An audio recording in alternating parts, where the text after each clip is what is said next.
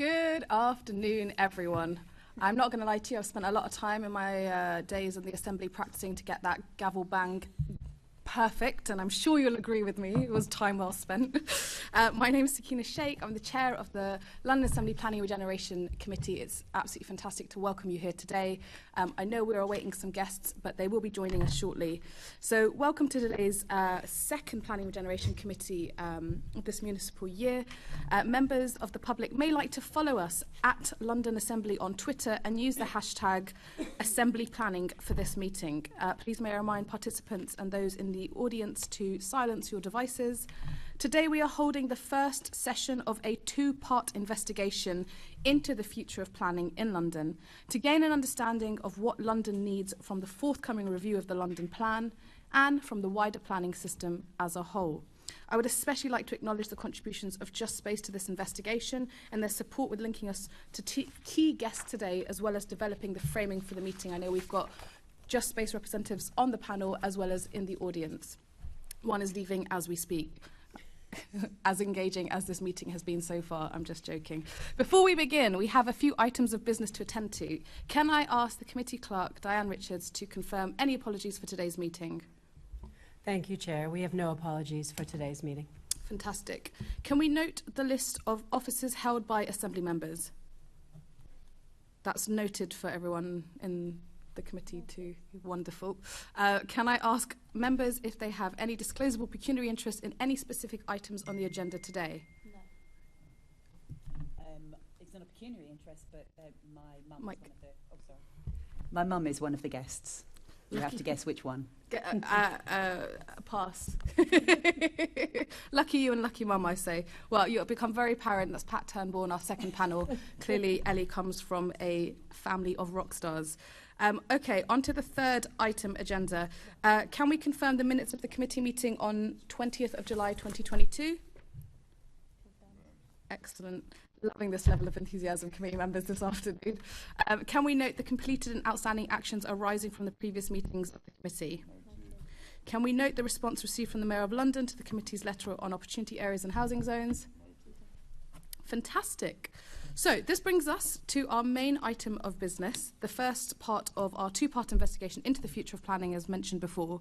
Now, in this session, we'll have representatives from community and civic groups to assist the discussion, and we split our panelists into two panels. So those who are joining us in the public gallery to observe the first part, thank you so much for doing that, because essentially what we're hoping for today with the two panels is some cross-pollination and sort of synthesis between the discussions. So we sort of see this as there might be repeat questions between the two panels, but we think that everyone has such fantastic contributions to offer that we wanted to make sure that you had enough space and time to do that, which is why we have the two-panel format. Now, before we begin our questions to the panelists, what we're going to do is have a two short presentations, one from the Greater London Authority and one from Just Space, to set out the context of the discussion. The first will be from Luke Bruce, Programme Director for the London Recovery Board, the GLA, who works at the GLA on the London Recovery Board. And what I would say before we hear from Robin and Luke, which is a big part of why we want to have this discussion here today, is obviously we know that the London Plan was agreed in 2021, but the pandemic and the need to recover from the pandemic is something that actually is a really pertinent conversation that needs to be taken, had in the context of how a new London plan should evolve to adapt our governance in order to meet the new demands from Londoners. So without further ado, Luke, I'm going to pass over to you for a 5-minute presentation. We won't be taking questions with you today, but we look forward to hearing you help set context to the discussions for the meeting. Well, thank you very much, Chair, and thank you very much for inviting me today. You've asked me to introduce this session with a short presentation on London's recovery and what that might mean for the upcoming London plan and that work. I should say I think this is exactly the right time to be having this discussion. We're at a pivot point within London's recovery. We're starting to think beyond COVID-19 and some of the other challenges facing the city. And it's great to see that you're starting in this manner with this panel. I think one of the key lessons from the pandemic is that engagement with communities is so successful to public policy and to the response within the city. So for today, I'd like to do two things, if that's okay. The first is just briefly set out London's recovery and where I think we are. And then focus on 3 areas where I think there are sort of big implications for the London plan and how we might go about, colleagues might go about that work. I have a couple of slides, but mostly I'll just be talking. So if I just start with the first slide and start with the first item, which is how is London's recovery doing? Well, in many ways, London's recovery has been going very well in the sense that we've experienced a very swift V-shaped recovery, which is demonstrated by this slide. We're pretty much back to pre-pandemic levels of output by 2021. That's reflected in a very buoyant labour market. Unemployment has not been a feature of recovery, and indeed, some cases, labour shortages have held back sectors. There is an issue of a sharp increase in economic activity, with some people Londoners just exiting the labour market, and that's again reflected in some of the labour shortages we see. Tourism is returning. In some cases over the summer, it was back to pre-pandemic levels, and spending in retail is broadly back. We've also seen, and this I'm sure will be a feature of the conversation today, rising house prices and very sharp increases in rental costs, really very sharp increases, and that definitely leads something we know, which is a shortage, supply issues. But whereas the pandemic drove discussion on London's economy up to the start of last year, high inflation and increased cost of living dominate the current situation for Londoners. This is probably going to get significantly worse over the coming months, and I would expect growth to stall in 2023. We don't know what that means for London's long-term position in the context of this discussion, but it certainly suggests that at least in the medium term, recovery could turn negative. The economic pictures will undoubtedly frame the way the London plan is developed and the work that of putting it together. The second big issue, and if we turn to the next slide, is about mobility. I think it'll be, just get the next slide up, please. There we go. The second big issue is mobility, and I think colleagues will be used to seeing this slide. It's used quite frequently, and what it demonstrates is that essentially working from home has fundamentally changed the way that many, although by no means all, Londoners interact with the city. There's a band around zone 2 and 3, which is the darker shading there, where people are working from home, spending money on their local high streets in greater numbers than before. It's less true of the outer boroughs, and it's certainly a big challenge for central activity zone. The question is, how permanent is this change in mobility, and how important is it to the way that the city works? And then finally, the final big issue I just wanted to highlight coming out of the pandemic is inequality. The pandemic showed acutely the impacts of the structural inequalities that underpin the city. We know that those with protected characteristics, Black Londoners, disabled Londoners, old Londoners and so forth, had worse outcomes from the pandemic and are likely to fare worse in recovery, particularly in the context of cost of living increases. The pandemic highlighted the fact that Londoners are equal in terms of wealth, access to housing, employment, safety, clean air, green space and services, all issues which are fundamental to the London plan. So, Chair, with those three issues coming out of the pandemic, I just wanted to point briefly to some opportunities and areas where I think you might want to think about in terms of the future, in terms of the developing the plan. Firstly, making places safe and welcoming. Definitely, a key feature of our work so far has been supporting high streets to succeed. It means focusing on security, ensuring streets are safe, more green spaces, better air quality, and ensuring planning regulations protect the diversity of use on high streets and ensure that shops and buildings are not left empty. Protecting local community assets is particularly important, and particularly important to the nighttime economy. The second area is improving the experience of living in the city, making it an attractive place to visit. We need to get tourism back, particularly overseas tourism. That's important, and it's important to getting office workers back and to making it an attractive, making London an attractive place to invest. People come and live and invest in London because it's a great place to live, and we need to protect that. We obviously also need investment in infrastructure and transport. We know TfL has some very long-term financial challenges as a result of the pandemic. And then the third and final third area I just wanted to focus on was making the city fit for the future. Resilience is going to be a big issue as the summer has shown.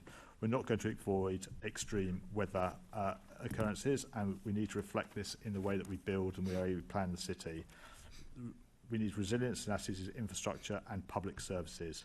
We also need to support a change in London's economy with investment in the green sector, life sciences, education and other growth areas, whilst protecting the everyday economy that makes the city tick and which got us through COVID. And finally, and with that, we will also need to support Londoners adapt and change their skills and helping them evolve as the economy changes.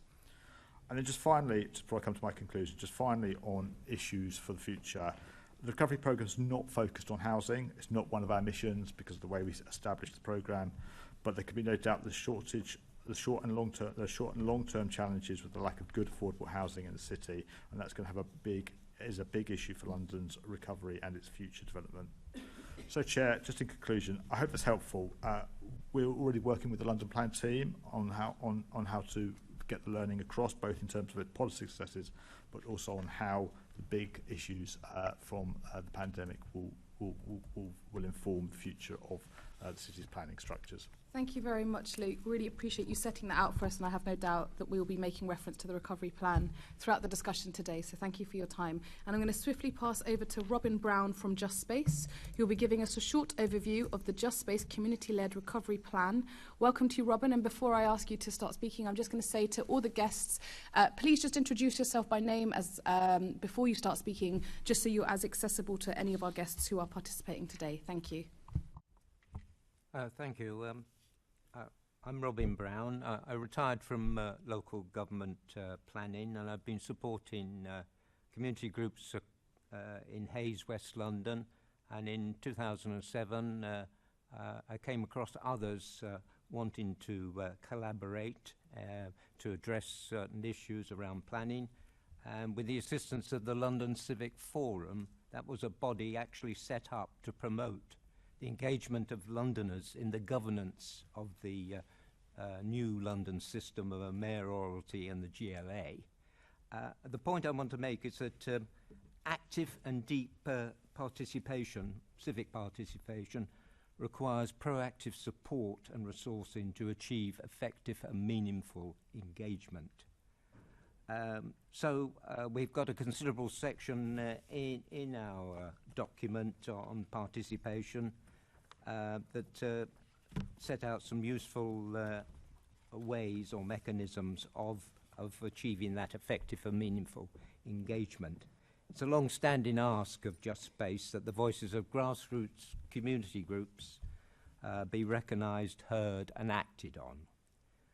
The Just Space network itself typically draws on a variety of some 60 to 80 community groups to come together to make policy propositions, particularly at the strategic level, by linking their local lived experiences, issues and ideas for remedying situations, linking those to the pan-London planning policy. Before I continue with further referencing of the recovery plan, given that the committee report informs us that the object of the committee's investigation concerns the future review of the London Plan, May 2024 onwards, I want to say that we can't wait. Much more needs to be done now, particularly given a plan whose origins, the consultation version, was published nearly 5 years ago, December 2017. That was a London pre-COVID, pre-declarations of climate and biodiversity crises, and now we're faced with a cost of living crisis. And it was a plan that came out of all that, substantially a continuance of the business as usual model of the previous decade. Now, forgive me, I'm a planner, but I must draw attention that the underlying planning methodology for the London Plan is one of plan, monitor and manage, with the promise in the current London Plan that implementation be kept under review with key performance indicators and the annual monitoring report. So Just Space, in its contribution to the 2018 examination in public, proposed much more community-involving monitoring, one that was more qualitative, more about fairness, diversity, equalities, measuring good growth on capturing the reality of what goes on. And I recognise earlier in this year the committee asked for better reporting on housing tenure statistics for opportunity areas. That's part of the story. We also asserted at the examination that community consultation had not been sufficiently sustained or systematic, and detailed proposals were made for improvements. Again, at the inquiry, Just Space was critical about the adequacy and clarity of assessing equalities. That is, the impacts on equalities of the London Plan. Much of this has been reiterated in the recovery plan. I do recognise that the Planning for London programme earlier in the year, but believe that the inviting of submissions to have been too passive. And as I understand it, the views on Planning London's future survey on Talk London was open from the 1st to the 20th of March, received 235 comments. That's simply a snapshot. What we're looking for is a dialogue. Point I'm making is that we should start now, be more open, free-ranging, supportive and innovative in community engagement, generally on implementing the London Plan, and the calling guidance was a good start, and specifically on the monitoring and managing or reviewing the London Plan. One that explores the devising of a plan that can respond to rapidly changing contexts, more directed at remedying structural inequality. Here, the recovery plan in the participation chapter endorses the use of citizens' assemblies and co-production, and sets out what makes for good, authentic co-production. Now, turning to the recovery plan, and if I have time, really I can't do justice to the scale and depth of the 44 policy proposals in the recovery plan in 5 minutes, but I don't think that I really have to, because we're going to have hopefully eight panelists who will explore aspects of it, and the publication has been intentionally designed to graphically display in the written form text and quotations originated from the voices of grassroots community groups. Perhaps I could at least draw attention to the main imperatives that permeate the recovery plan, and taking them in reverse order to those set out in the document, starting with priority for climate and nature on page 9. This recognises the urgency of the environmental crises and the need for a just transition, particularly avoiding the unintended consequences of achieving net zero. Another imperative is the city of local neighbourhoods. Many of the workshops emphasise the high relevance of local facilities and the neighbourhood scale, where many valuable economic and social activities take place. Hence our call for a strong lifetime neighbourhood approach, something that's been dropped from the current London Plan. A third imperative is visibility and influence for all.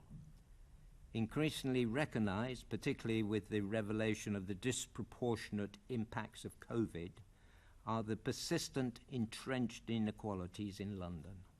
Many proposals for participatory mechanisms that aim to sustain an influential presence of diverse grassroots organisations are advanced in the document. Finally, the fourth imperative is a caring city. And this imperative includes the key sector of the real economy, that is the care economy. This is greatly under-resourced despite many promises over time to transform the situation. Just Space proposals are situated within a broader chapter, Caring City, which proposes an overarching concept or framework for the city within which London can become a city where the key driver is the taking care of people, nature, places and spaces. And I'm sure that would set a very interesting agenda for a new London plan. Finally, if I'm getting to the end of the 5 minutes. Absolutely, yes? Very much so. Yeah, okay. Just Space, having made this call for action, is now working out how we, our members, can secure its implementation, that something actually happens to improve our lives. So we appreciate this opportunity extended by the committee to hear more about the recovery plan. Thanks. Thank you very much, Robin, and I want to reiterate my thanks to both of you, Robin and Luke. And Robin, I couldn't agree more with you. The idea of being innovative for community engagement is something the committee is very invested in, and it needs to be more about dialogue, less about consultation, more about co-production. So we see this meeting as part of that wider dialogue, that wider discussion of how do we incorporate the pandemic and then the things that we've learned in terms of London's needs into our governance, and what role does planning play in that. But secondly, just before we move on to our guests now, I do want to just highlight that I also think we can be ambitious with today's meeting and our further dialogue in saying that sometimes when we consider planning applications or planning more broadly, it can be through a very legalistic framework, legalistic considerations. And actually, I think as the needs for Londoners have evolved and the consequences of planning go beyond, well, I think they can be political, basically. I think that we need to be ambitious in how we present the need to expand the way we think about planning, especially in the context of reforms going through Parliament right now. So, Luke and Robin, I'm going to invite you to join the gallery so that you can hear from our guests, and I'm going to swiftly move us on.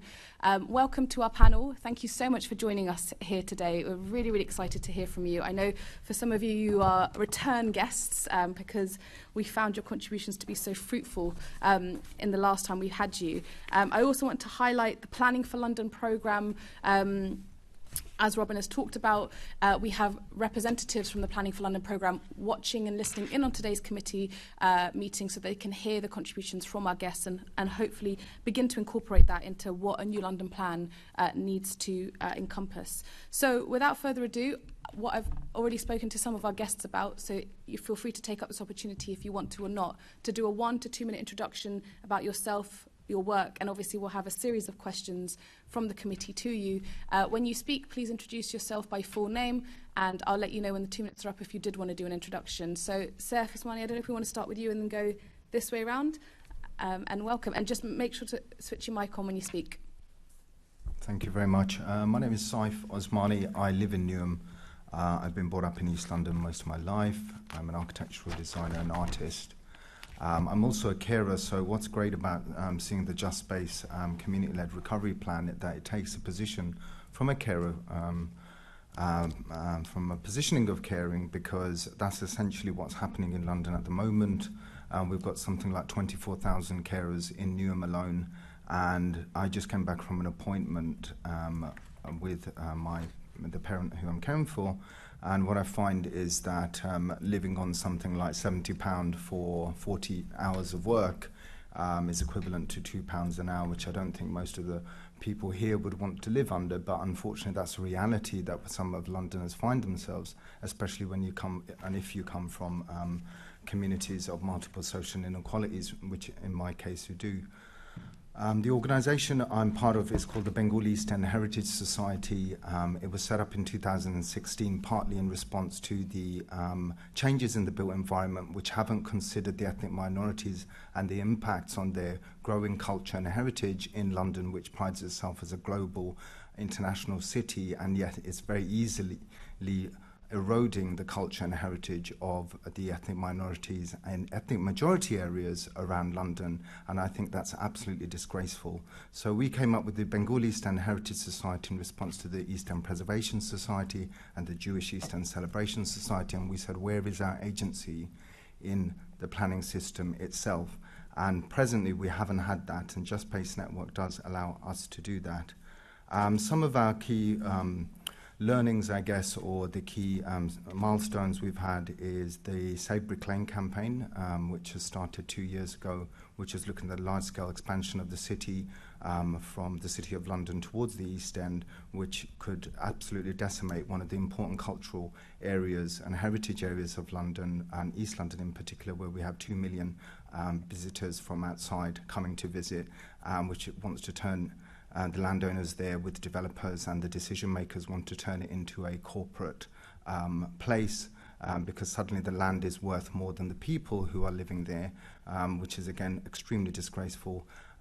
Next year in Upton Park we mark 20 years of Friends of Queen's Market, where we've had to fight continuously for 20 years. Every month we meet with 15 people in our meetings every month, whereby we have to fight for our only food source, our main food source for our community, whereby most of our community, they cook for themselves, they cook for large families, they even make their own clothes, and yet that very resource that we really value is under threat. So today, if there's anything that I'd like to push forward with, is to think outside of the financial value system and to think of all the value systems that we live by, which include social values, cultural value, heritage value, community value.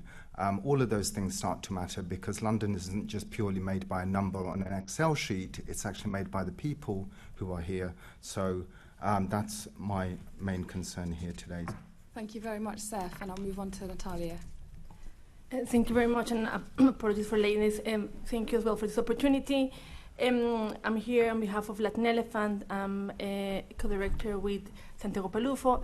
Latin Elephant is a charity registered with the Charity Commission since 2014, and it set up the organization in response to the massive change that the Elephant and Castle area was facing with the whole regeneration. The Elephant and Castle area is known as, for some of the communities, as the Latino neighborhood in London.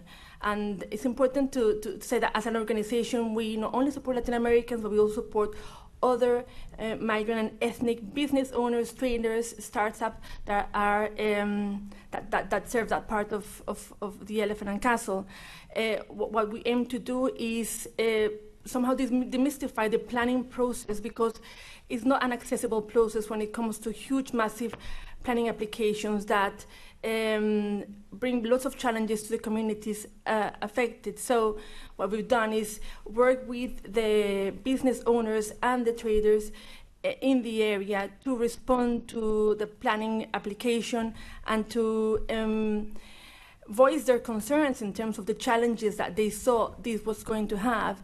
And we have highlighted some of the learning process in various reports, and maybe I could draw your attention to some of the reports that we've done in terms of the case for the Latin Quarter, also the social value of the Elephant and Castle, where we look at, as our colleague has just raised, that social aspect of the community of traders that we serve and that we support. And also the planning responses that we've made on numerous occasions.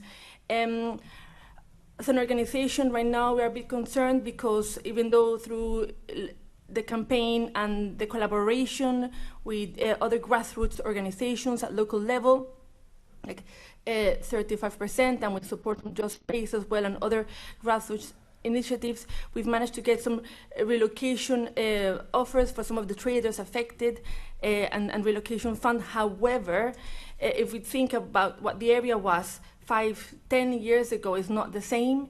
Half of the traders have not been relocated. Some of them are still waiting for a relocation space. Some of them are insufficiently relocated as well. And as we speak right now, we've got one of the there's a meeting right now to try and support La Bodeguita. I don't know if you ever had the opportunity to go to La Bodeguita, but one of the most lively restaurants in the Elephant and Castle inside the shopping center. It had been around for over 25 years. Diana, the owner, has worked really hard to serve the community, and she was a magnet to attract other businesses in the area and a big cluster of independent business owners. 2 years since it's been 2 years, close to 2 years since the Elephant and Castle Shopping Center closed, and to date, she hasn't been able to relocate. This is one of the biggest restaurants that we've had that served the community, that is important in terms of the nighttime economy, that generated employment, that served the local area, served Latinos, but also Londoners. And right now, the negotiations are still happening, and that relocation has not materialized. Why? There are lots of challenges. So what I think in terms of, it's important to monitor the process going forward. Thank you, Natalia. And we'll be looping back around as well to speak specifically about the communities you work with and the impact of the pandemic. So I'm sure we'll hear more about that specific case. So thank you for drawing our attention to it. Thank you. Florence, moving on to yourself. Good afternoon. My name is Florence Nazuwa from Southeast London. I am a community development practitioner and a carer.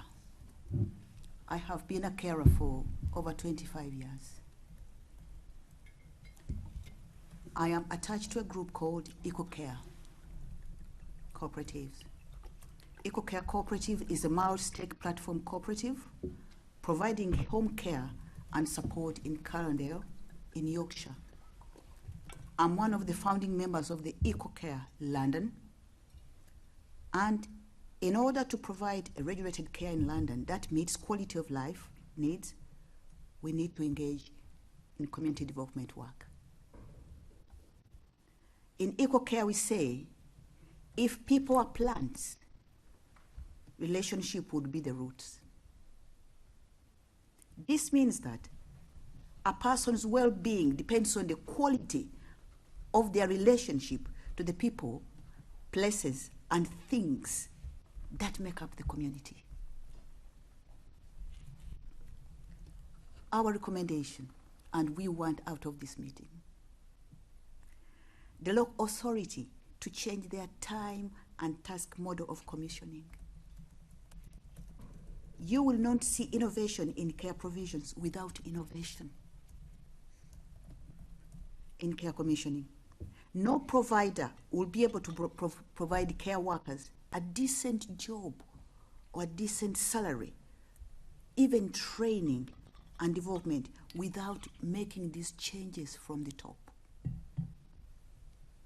Number two, build partnership that create local hubs in neighborhoods that connects care workers to local resources, gives them more visible presence in the community, and increase their sense of belonging. I'm going to bring this to you. I am a care worker, and on my day-to-day basis, I look or I care for 21 clients a day.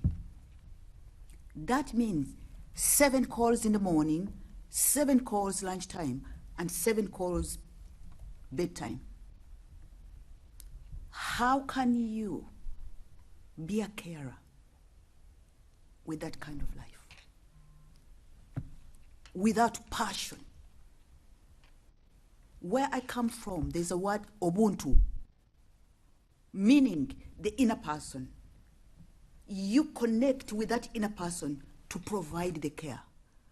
My inner Ubuntu is disconnected from this. What we want to bring is a change in social care, and it can be achieved by change from the top, from the commissioning to the bottom. Thank you. Thank you very much, Florence. Now, I'm going to move us on to questions, and I'm very grateful to the guests for their introduction. I always think it's important to be able to give you the space to say things specifically that you might want it to make sure the committee hears, rather than it just being off the back of our questions. If at any point, sort of just to emphasise that what we're trying to do is, I suppose, take different layers of governance streams of work, whether that's care work or whether that's to do with local businesses, and begin to weave it into how it should inform our future approach to planning, so that planning can really make sure it benefits the communities in London. So in regard to steer us towards sort of that exact kind of combination of ideas, I wanted to ask the panel, how during the pandemic did social and economic inequalities relating to planning change for the communities that they work with? So if I might start with Saif, again, just kind of almost go this way again. And if it's all right with the panelists, we'll try and keep some questions to some guests and we'll switch over depending on the question and who's asking them. But if I start with yourself, Saif, on that one. And during the pandemic. During the pandemic. So and the consequences since. Well, we have a very disengaged community in East London at various forms and it's very difficult to sometimes engage them because they have distrust with the existing structures, including the political systems which exist there, which they don't particularly think work in their favour. And that's partly because they've seen so many physical changes happening which haven't necessarily reflected what they need in their community. For example, they've seen tall tower strategies come through, whereby the movement of a new incoming international class, well-heeled class with lots of ready available finance, are able to move around, and yet they themselves have been pushed out of particular areas, or what was once public areas has been privatised. So what's happened is, during the pandemic, a lot of the nurses had come from areas like East London. A lot of the Black, Afro-Caribbean, African, Asian, South American groups have come from there, but their needs have not really been considered or met. So let's take the case of Queen's Market, for example. During the pandemic, there was an over-policing of the area, despite the market itself being an open-aired traditional London street market, covered but well ventilated, rather, traditional London street market.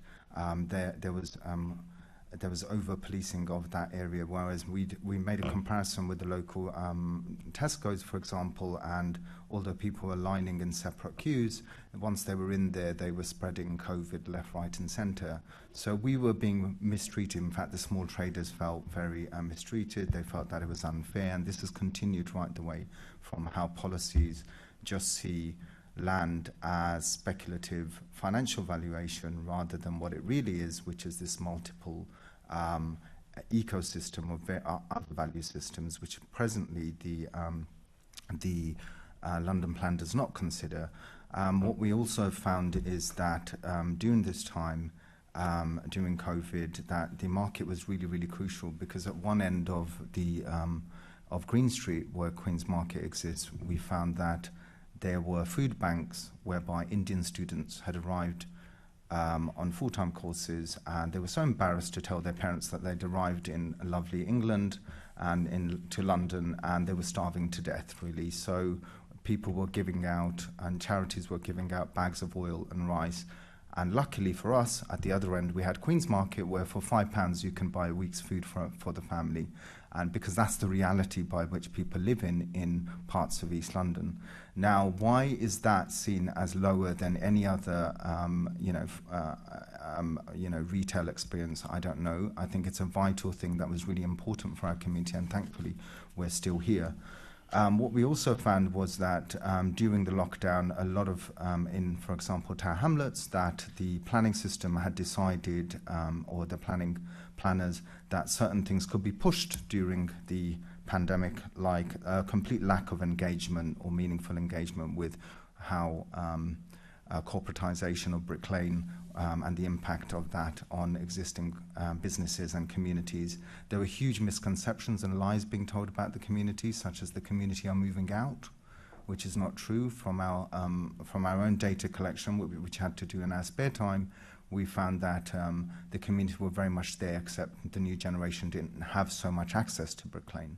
So that's a different thing. But what we found was that certain national pandemics like the COVID one do serve certain groups as well, and we need to be aware of that because we're living in communities with multiple social inequalities. There's plenty of research to say that if one thing goes wrong, there'll be huge sorts of impacts in our communities. In a lot of cases, our communities have been very hard hit. The Bangladeshi community have been very hard hit, for example, because socialising is part of what they do quite a lot. So those things haven't really been assessed. So this recovery, I put a big question on, because I don't think we can continue as normal, continue as we've previously done. So it would be wrong, in my opinion, that if the London Plan continues to be what it is, which is a business and building development plan, and doesn't consider the needs of Londoners in its future trajectory. Thank you, Saif. And Natalia? So in response to your question, so during the pandemic, many of the business owners that were still waiting to be relocated were suddenly hit by of course, the impact of the pandemic. People had to isolate, but if there were business owners waiting for that relocation to happen, and very eager to start their business again, that got delayed even further. So there was the challenge of the uncertainty of the relocation, and then the challenge of, okay, the pandemic has hit, when is the business going to open? On top of that, for some business owners, there were different schemes in terms of support during that period, but if they didn't have their business up and running, then they wouldn't be able to qualify to certain grants and support that was available. So that added an extra layer of stress to a group that was already sort of very challenged with the whole process. Bear in mind as well that many of the business owners, many of them are women, are breadwinners. This had a knock-on effect on their dependents. This had a knock-on effect on the families that they were supporting. This generated a lot of anxiety and a lot of uncertainty as to how can they feed, basically, their families. Similar to what you said, we had some business owners that wanted to support people that didn't know where to go for food, and some of them, when they were able to open, they did that. They opened their doors and they distributed food. So they filled a very big gap at local level in terms of that food provision for people that had nowhere to go, or also had no means to do it. Bear in mind that there may be additional challenges to the ones that we all face, but if there were language barriers, if many of if there were challenges around overcrowding, for example, in their homes, so this brought an extra layer of stress, and some of these business owners responded to that by providing food, by providing support, and by providing information. Thank you very much for that, Natalia. Florence, rather than bringing you on this question, I'm going to pass over to Assemblymember Berry, who I think is going to put to you another question. So I'm going to pass over to yourself, Assemblymember Berry. You've done questions 1, 2, and 3. So you want me to move to 4? Yeah, brilliant. Okay, thank you.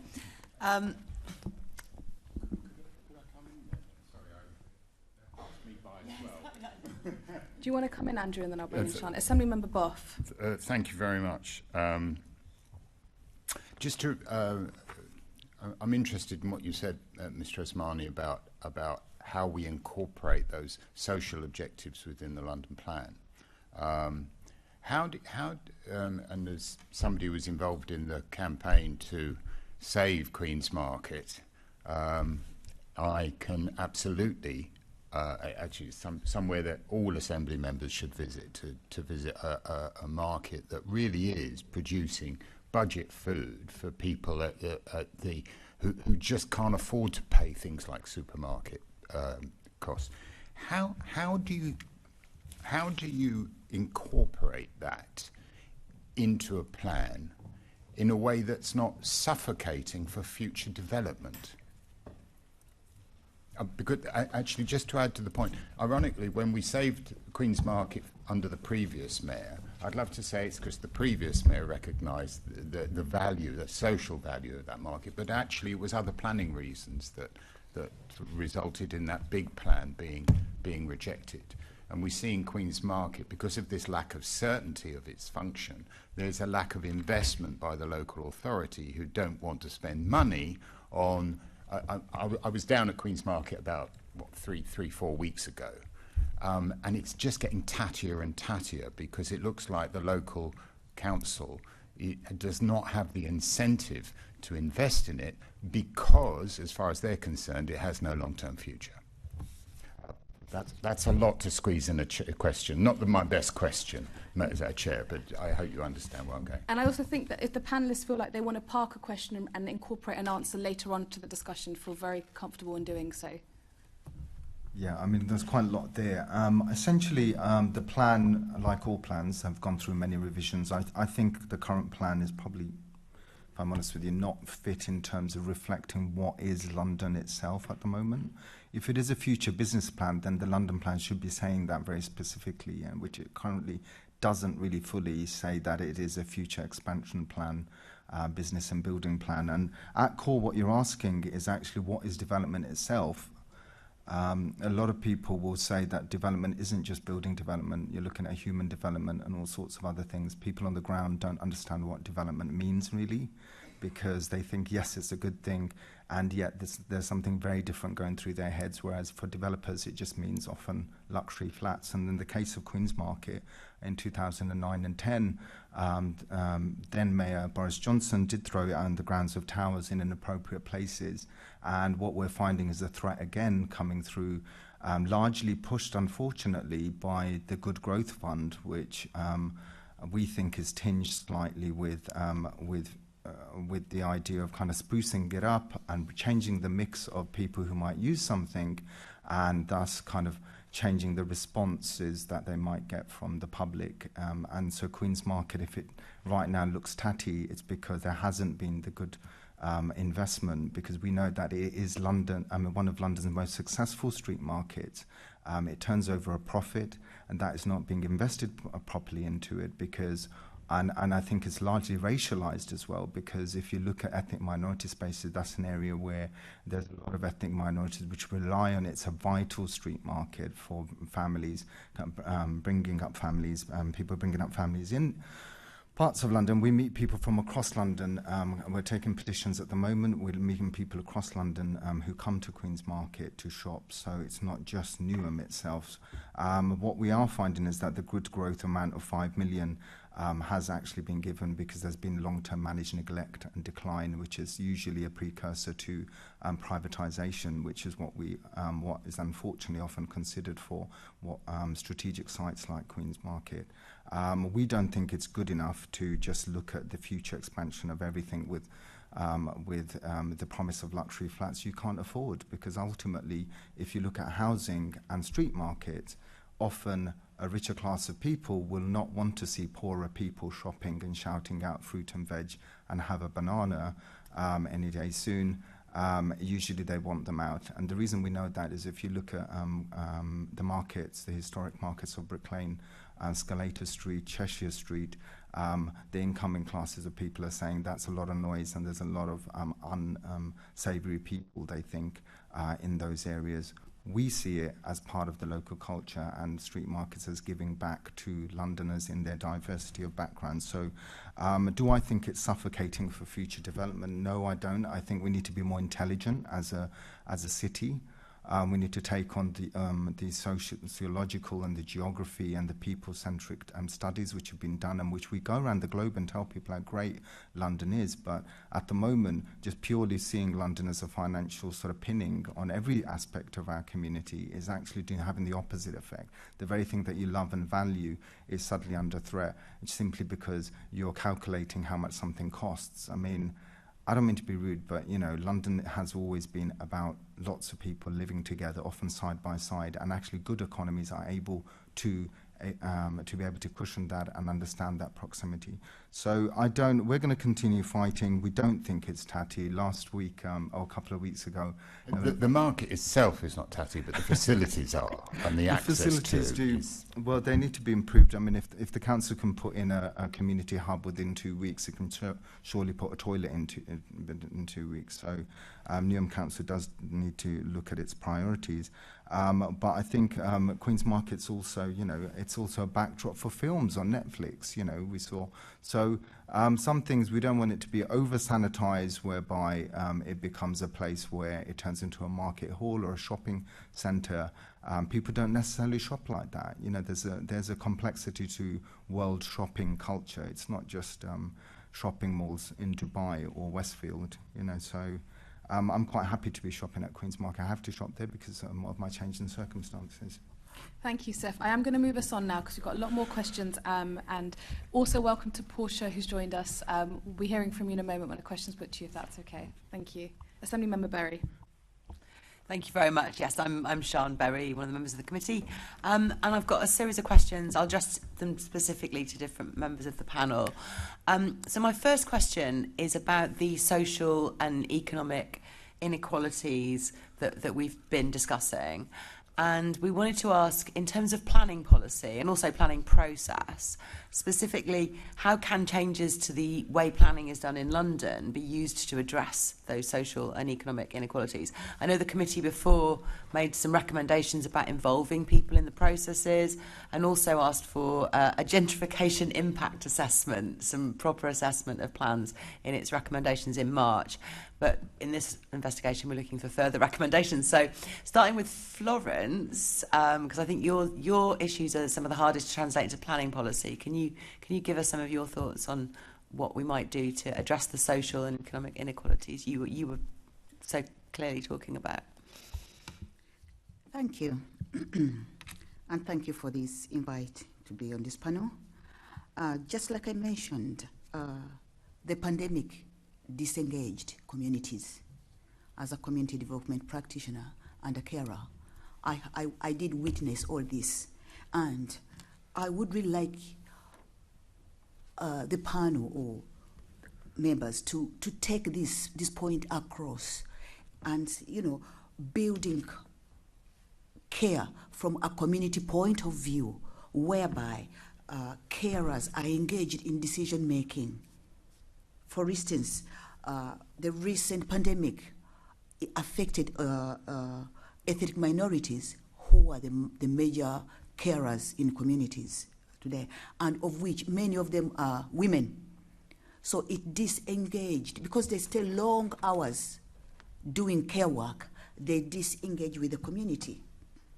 They disengage with their families. That also brought another issue of children not being cared for, and they're out there in the community. So if there's a way that a carer can be given a salary, for instance, working from 8 until 5, leaving them with a chance of looking after the family, and as well, working for about 3 or 4 days a week, leaving the opportunity for family orientation and supporting those families. Because in the end, they go back to us, they go back to the panel, they go back to the communities as another problem of children who are not looked after, husbands who are not looked after, communities not engaging. So in this way, I would request for the hubs, community hubs for carers, so that they have somewhere, because some of them, they lost their families, they lost their children, and they need counseling themselves. So if we could have somewhere where they can, like community hubs, where they can go and get counseled, get encouraged, that will also help out.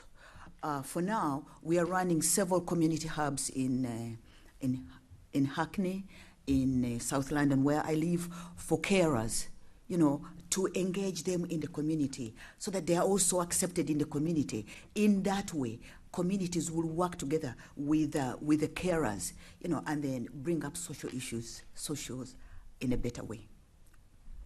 That's fantastic. That's really clear. Thank you very much. Saif, you also might have some views on this whole issues around assessing the impacts. I think you started to mention it before, so do you want to? Assessing the impact of the social, is it the social inequality? Yeah, social and economic inequalities, the impact on that. So, I mean, a typical situation is, if you look at my situation, working full-time in a reasonable job, blah, blah, and suddenly something goes wrong, and you suddenly have to become a carer, and suddenly your income's gone down quite significantly, and then you're relying on the community infrastructure much more. And what we've found is across East London, the community infrastructure actually is slowly eroding. What you find is community centres are not being resourced properly and properly understood. what you often find is that they're not open. So during lockdown, a lot of the ones in and around Brick Lane, for example, were not open, so we couldn't use it. So we didn't use it. So you're reliant on the community itself and on the networks that you have. In terms of involving people, I think the bigger concern here is engagement itself. And the key question you have to ask yourself is, why are these communities disengaged from the decision makers? And firstly, what does that disengagement serve? And it could be serving certain things, and in other cases, it's not. It's just you're disengaging wrongly. It's not how people engage. If you've got multiple social inequalities, your priorities are not going to be to sit around in a room for a couple of hours with a bunch of people who are writing documents which end up as a PDF. It's not how people live. I think you need to look at it holistically. You need to see where resourcing is, and whether you're accurately, if you're accurately reflecting the things that people are talking about and their lived experiences, which the Just Space representative was saying earlier. And I think what we found was that we have to engage our own communities now. Quite simply, it's the planning system is so skewed towards one way of developing that we have to engage our own communities to counter some of the misinformation in a way which has started to come up. For example, the development might say we're providing this many jobs, but we found, for example, in the case of Queen's Market, it provides over 1,000 jobs, not 500 part-time, but 1,000 jobs which are full-time to heads of families, often women as well, and with an international reach. Now, that's saying something. Why do we have to find that information out to present it?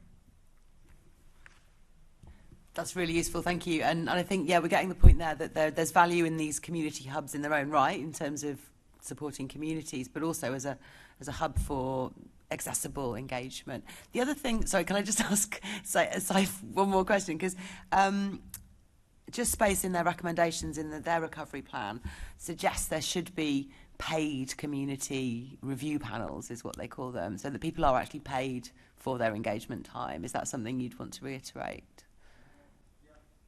That's a good idea.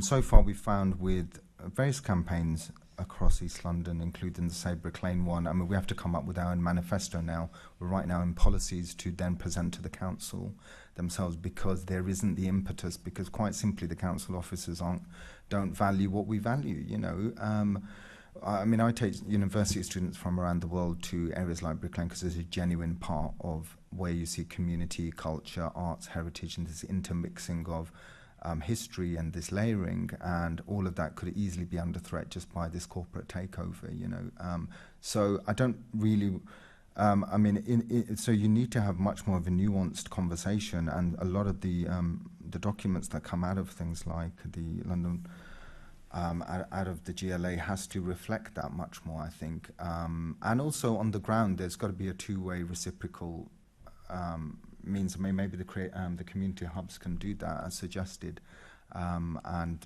through it, opportunities where people can have more of an open and honest say, Thank you very much. Sorry, Natalia, you wanted to come in, I think, on the disenfranchisement side of things. Yes, just wanted to add, I think it's important to demystify the planning process. The planning process is very technical. The language that is used is very technical. You're trying to engage communities that may not have any experience whatsoever of planning, of urban change.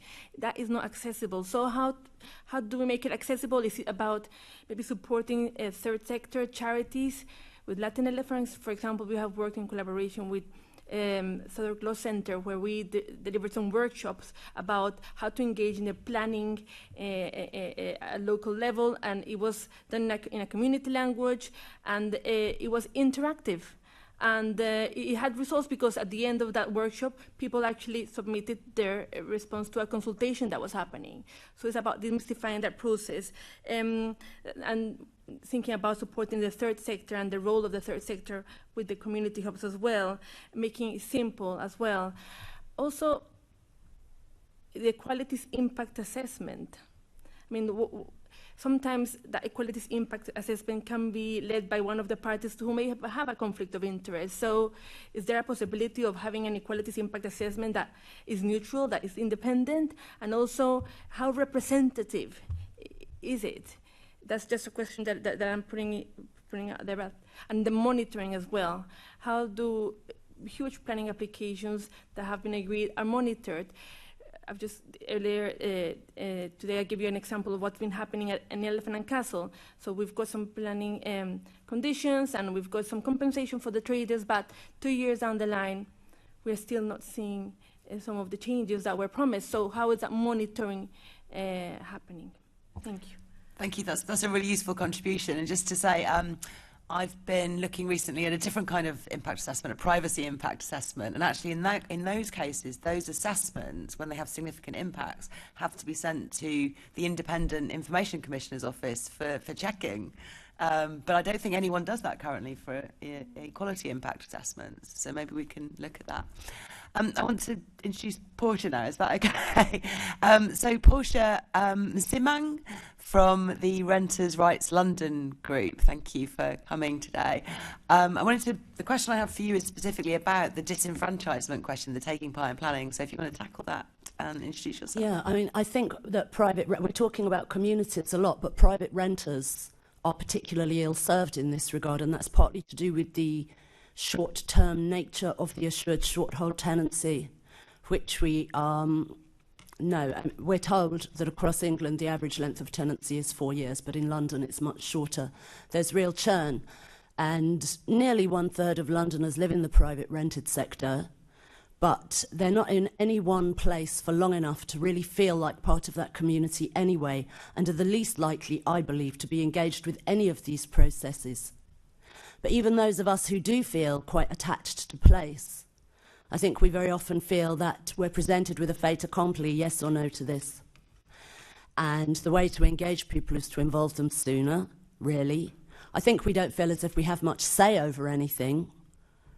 And even if we say, we don't want this, we don't like this, it still happens very often. And I don't think there is any genuine sense of co-production. And unfortunately, today was the day when all my worst nightmares are no longer in my dreams, and I was that late. So I feel seriously disadvantaged, and I've agreed with everything everybody else has said, and I can only apologise for that because the detail is not very interesting, just long.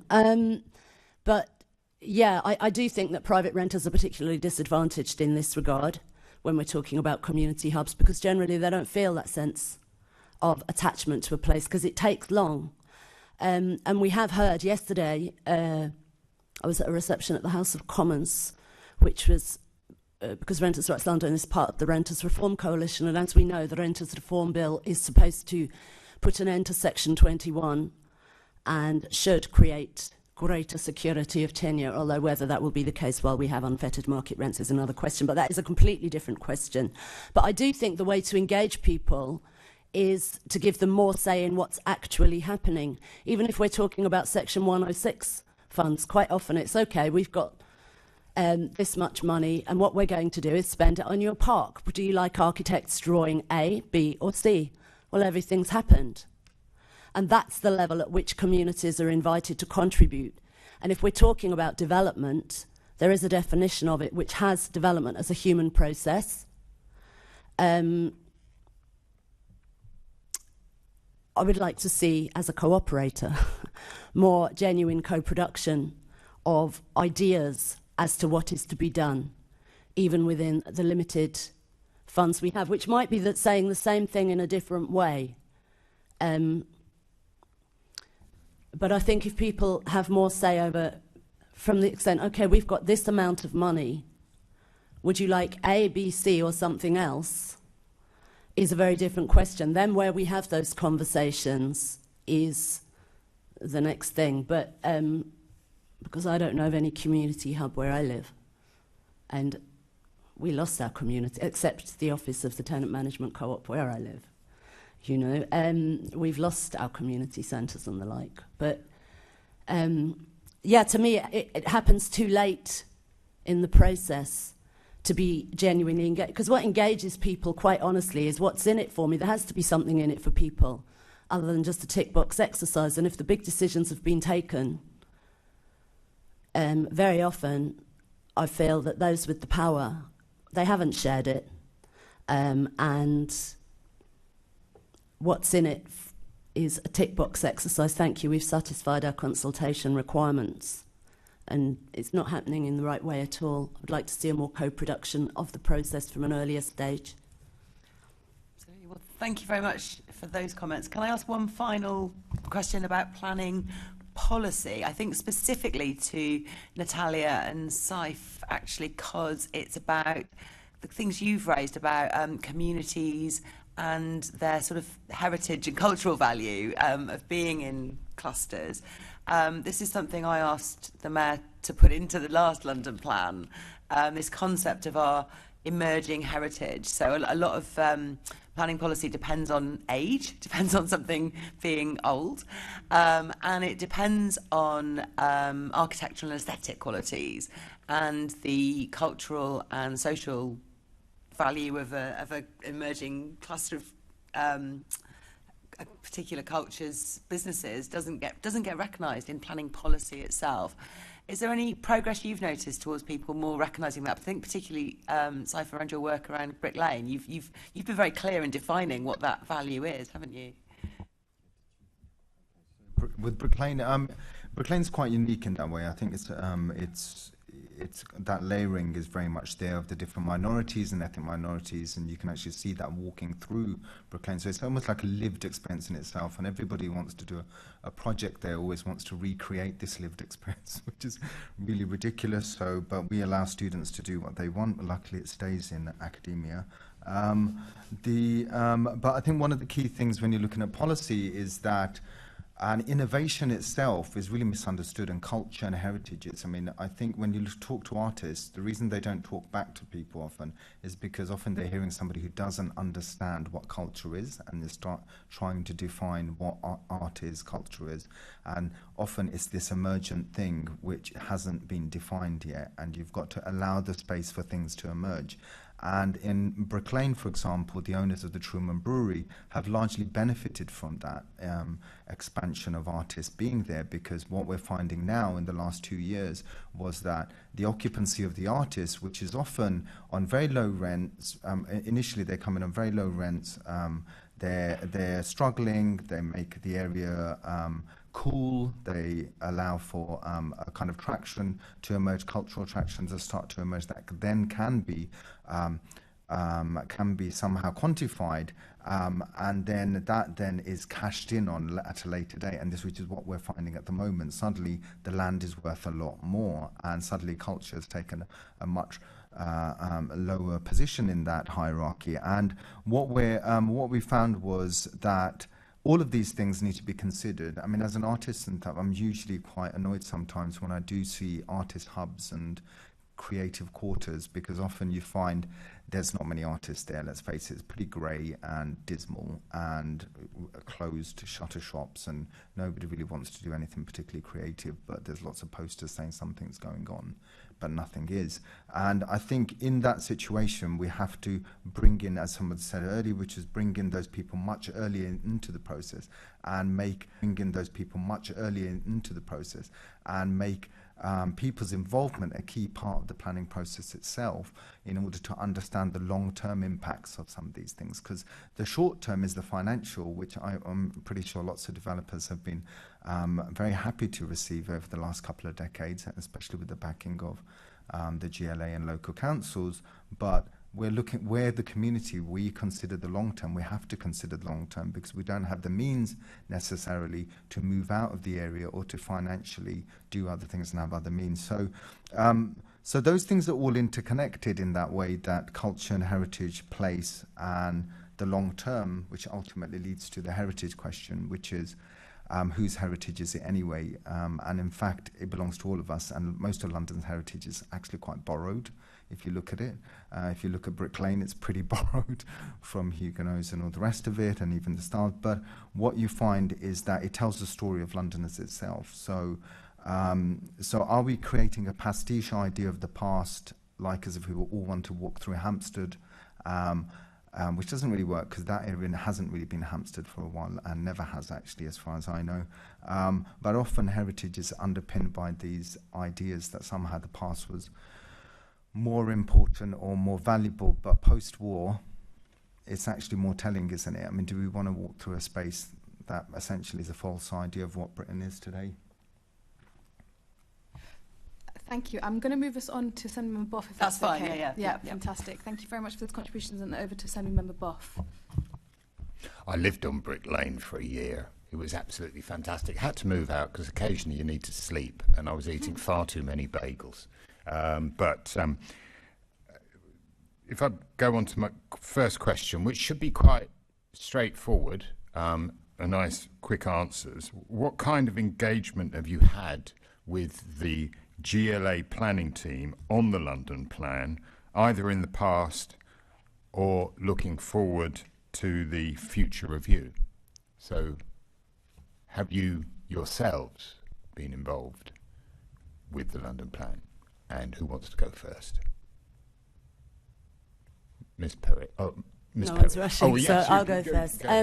I have actually, in a different guise, as a member of something called the London Cooperative Housing Advisory Group, snappily entitled, which was working, well, put together a proposal, but was not successful in the final round of the bidding and lost out to London Community Land Trust. But it was an interesting experience. But generally, other than that, no. And it would be nice to have more of those opportunities, because that learning and that effort which we put into 2 years, well, one of the things I learned actually is that it's really hard to succeed with that kind of thing unless you bring in a housing association, which is absolutely counter to the objectives. So I think there needs to be perhaps some investment in consultancy as well as in making land available for people to do that kind of work. But I have been involved on that level, but mostly no, I think most people haven't. I have done that. Perez, thank you. Yes, we were actually, Latin Elephant as an organization have engaged through different stages. Back in 2015, there was a consultation and there was some engagement from Latin Elephant requesting for migrant and ethnic economies to be recognized, and the value of small independent business owners as well, and the role that they had to be recognized. And more recently as well, in November, I think last year, we submitted a response as well. And if I can draw your attention to that response, is quite detailed. So we're more than happy to, yeah. Yep, but you have had that engagement. Yes, that's the important thing. Yes. Mr. Osmani? Yeah, I mean, we've had continuous. In fact, I'd say that we've probably had more engagement with the GLA than we've had with Newham Council, actually, or other parts of even Tower Hamlets Council in the Sabric Lane campaign, for example. What we find is that for community groups, often they're up against this wall where you're suddenly seen as a campaigner or as too left, or God knows, even siding with Putin or something. And there's this polarization, which for some reason council officers can't really understand. So we've had good engagement right away from the Queen's Market one in the early stages, where the Green member Jenny Jones was helping us, and various other people, right the way down to having representation to be able to voice something outside of the remit of our own boroughs, where sometimes you feel captive, you know, and that's what happens, unfortunately, in the planning system. You can sometimes feel like the entire system that was supposed to be helping you is doing the opposite to your community. And that's why we have to fight. You know, we don't fight because we enjoy it. We have to fight because that's our food source. That's my cultural heritage source. That's where I do exhibitions on Brick Lane. Where I eat is Queen's Market, because we cook for ourselves and we cook in large amounts. Now, why do we have to fight for that? Why can't we be on the same positioning as everything else? So in that way, it's been good. And obviously, Just Base having us a seat on the panel of the London Plan is a good thing. Obviously, it's frustrating because usually you're just moving a comma or something like that in the policy itself. We're also there's a few contradictions massively there. If you're looking at Queen's Market as a strategic site or a street market, we don't know. I mean, then there's the Markets Board, which I think meets maybe 3 times a year, and they probably talk about a different kind of market. But so you found it. I don't want to put words in your mouth, but are you saying that you're finding it easier to feed into the London Plan than you do into your local authorities?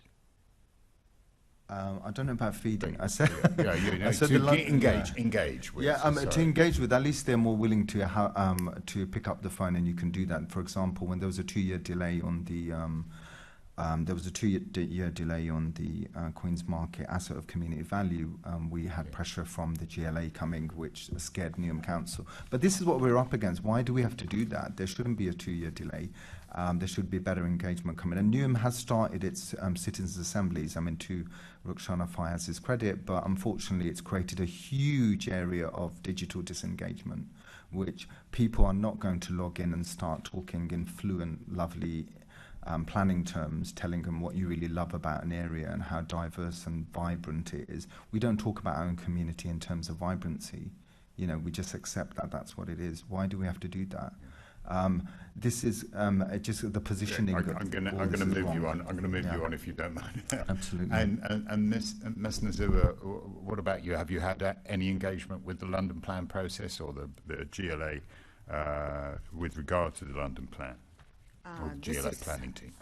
This is the first one of its kind, and I give thanks and credit to the Just Space who have invited me today to speak about the social care.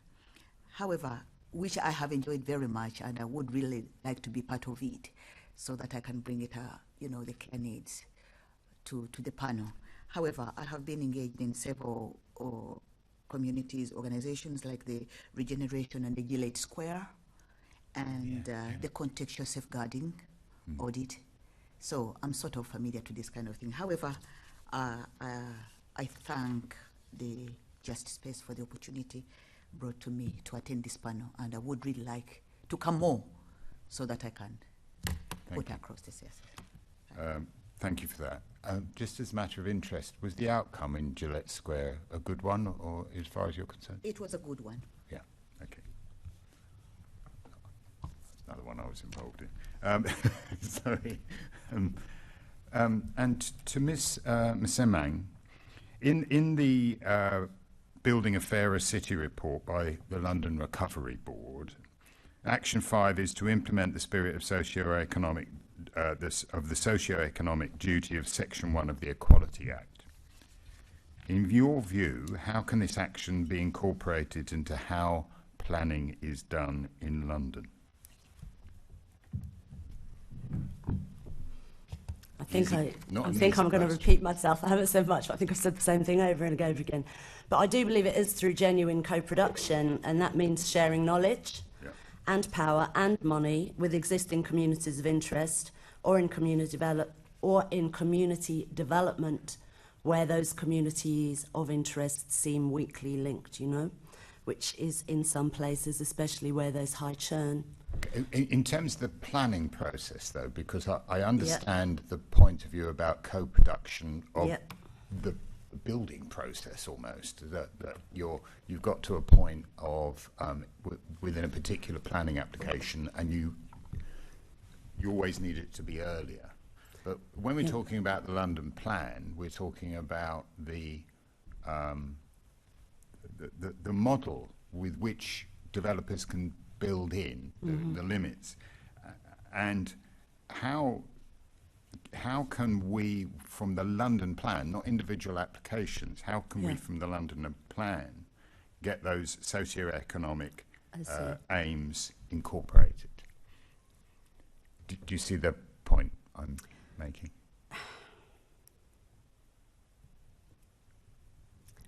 In a way, I think the same applies. So when I'm not really sure where you see that break as being, because I think it has to be, these kind of principles have to be applied all the time. If you mean what are the, if you mean like a recipe for it, do you mean like a recipe? It's when people come to put in a planning application, one of the reference points is the London Plan, the local plan and the London Plan.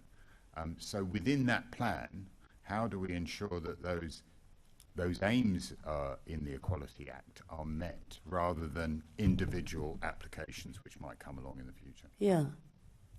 So that we don't have to keep running past every single planning application to say whether or not there's any co-production taking place, or whether, as you've cited.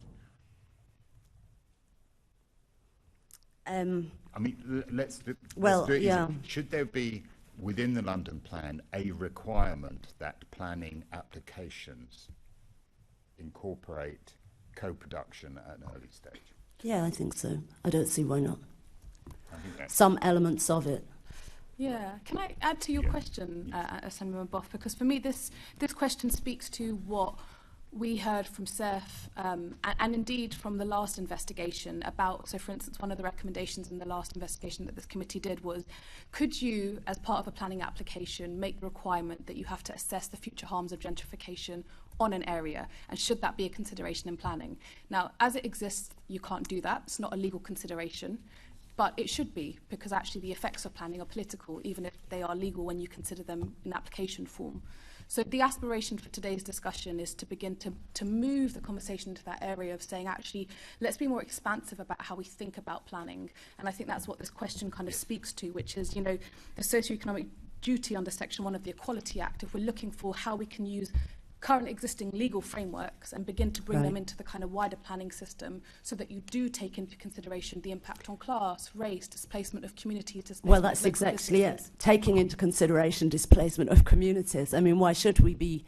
I suppose because most of us, and this is especially people who don't have long roots in this country, we do not own land in this country. I mean, freehold property. So we're quite easily dispossessed of our housing rights, and it's happened, hasn't it, over and over again, and the right to return isn't really sufficient because where are you going to go in the meantime? So if people have been able to establish themselves in a locale, really to talk about one of the things is to favour refurbishment over demolition, obviously, which sits well anyway with all the environmental objectives we must meet. But I think people are too easily displaced, and it should not be. Even that would be contrary to Section 1. Because the people who are most frequently displaced are those who, or most easily displaced are those who have least, if you will, and very often those are racialized groups. So, or they are people who have had to leave whatever hometown because they're trying to escape homophobia or transphobia or whatever it is. But how do you embed that? I do think it is being mindful. You know, we bandy around the word gentrification as if it's something it's not quite what we're talking about, because gentrification, as Ruth Glass talked about it, was willing seller, willing buyer. But if you're talking about redevelopment on sites where people are already living, to pretend you can do that, displace the people and also embed Section 1, it's just, it can't be both things. I must say, I really like what you said on your earlier contribution about the fact that we need to get the community in there early. And it's something that's been echoed in a number of initiatives by government. But I wonder, you know, our job is to try and get that into the London Plan so that engagement somehow within the London Plan, we can get that engagement at an earlier level. But thank you very much. I really appreciated that. Thank you, Chair. Thank you, Assemblymember Boff. I'm going to move us on to Assemblymember Baker.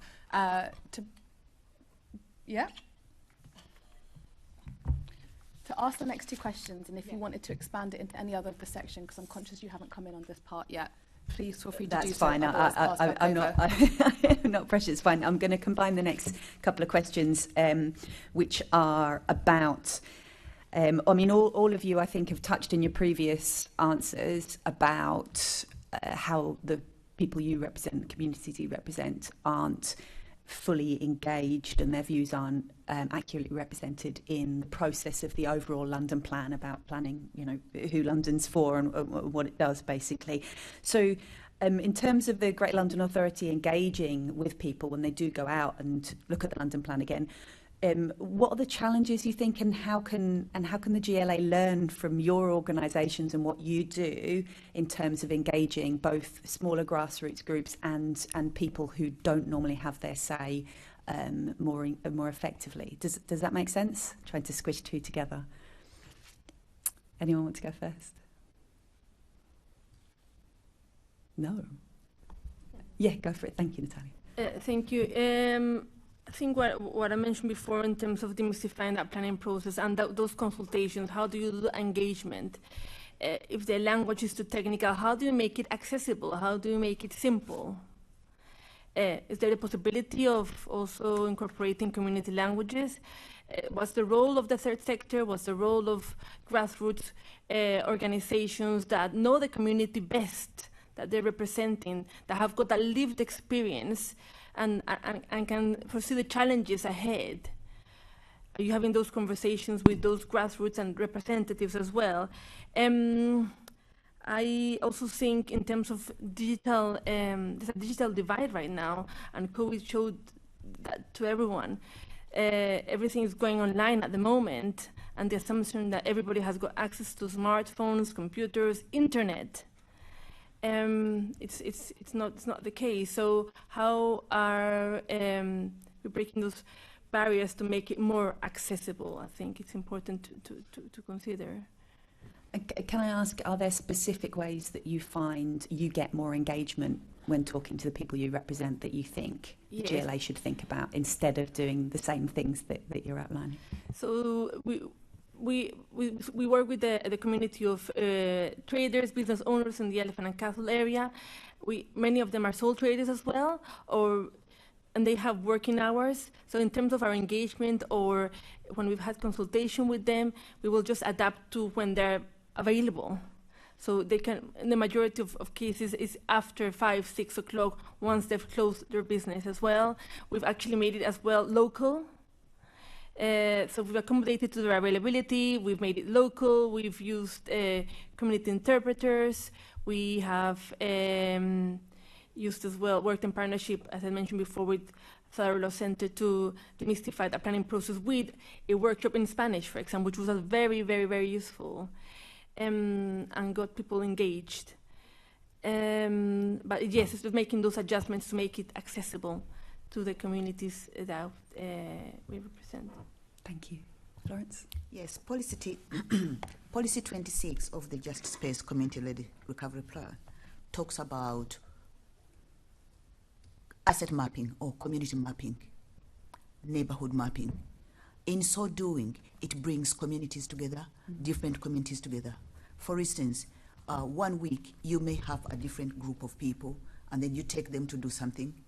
In so doing, you explain to them about the future plan of recovery, and next month you have another group of them from for instance, parents or children or the elderly or whichever group you have, or carers or anything. And the more you engage with them, the more you take them into places and space and all that, the more they come to accept, the more they come to know. And in so doing, when you speak to them, then they are able to understand what you're talking about. I understand. Thank you. Saif?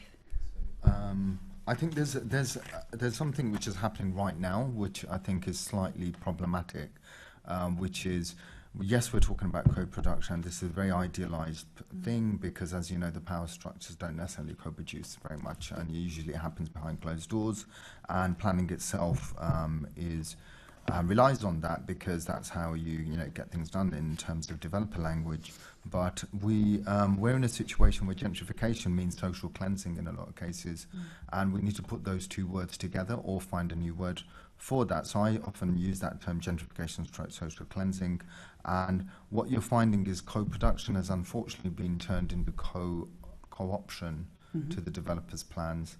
And we're finding that in the case of Queen's Market through the Good Growth Fund, at the moment, there's, in the last 2 years during lockdown, can you imagine it? 7 consultations, including a viability study which was taking place, where this is a community constantly being consulted to death until they get the answer that they want, and we just don't think that's fair. So you can see why communities don't want to engage, and as a result, if councils are going to be serious, they really do need to have a much more open round table with their community groups and campaign groups and women's groups and all the minority groups that they're going to disengage, because they know they're going to disengage, that they can't play this card anymore, which is somehow there's going to be a trickle-down impact of richer class, bigger businesses coming in, because it hasn't happened.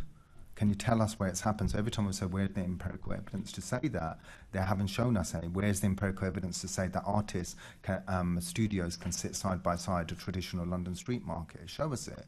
They haven't been able to show us that. So in fact, it makes space and our understanding of what's evolved in a place, it makes it stupid. It actually, if people are not engaging in that space, then it's not working. That place isn't working. So I think you need to bring people in much earlier, and you need to look at all of those complexities, which is actually being spoken about in certain circles. For example, the ethics of how to engage with communities in art circles, for example. Artists are starting to say, hang on a minute, we've had enough of this, because we're constantly told to engage BME groups and BAME groups to paint their heritage pattern or something. And it's like telling an English person to work with tweed. You know, it's stupid. You can't keep doing that to people. So I think we need to have much more mature conversation about that in order to create a framework that works for these individual communities, which might be very different. Yeah. And so what you're really saying is it's not really necessarily about the exact methods of engagement. It's about the willingness behind the engagement to actually engage. Yeah. To engage. Yeah. And what that means, you know, does it mean, like, words have a completely different meaning down the line. It turns into a Chinese whisper, really, doesn't it? I mean, you say you want change, you want improvement, and suddenly it's full scale of development down the line. That's not what communities are saying. That's why they engaged in the first place, because you're actually misrepresenting them, you know. Yeah.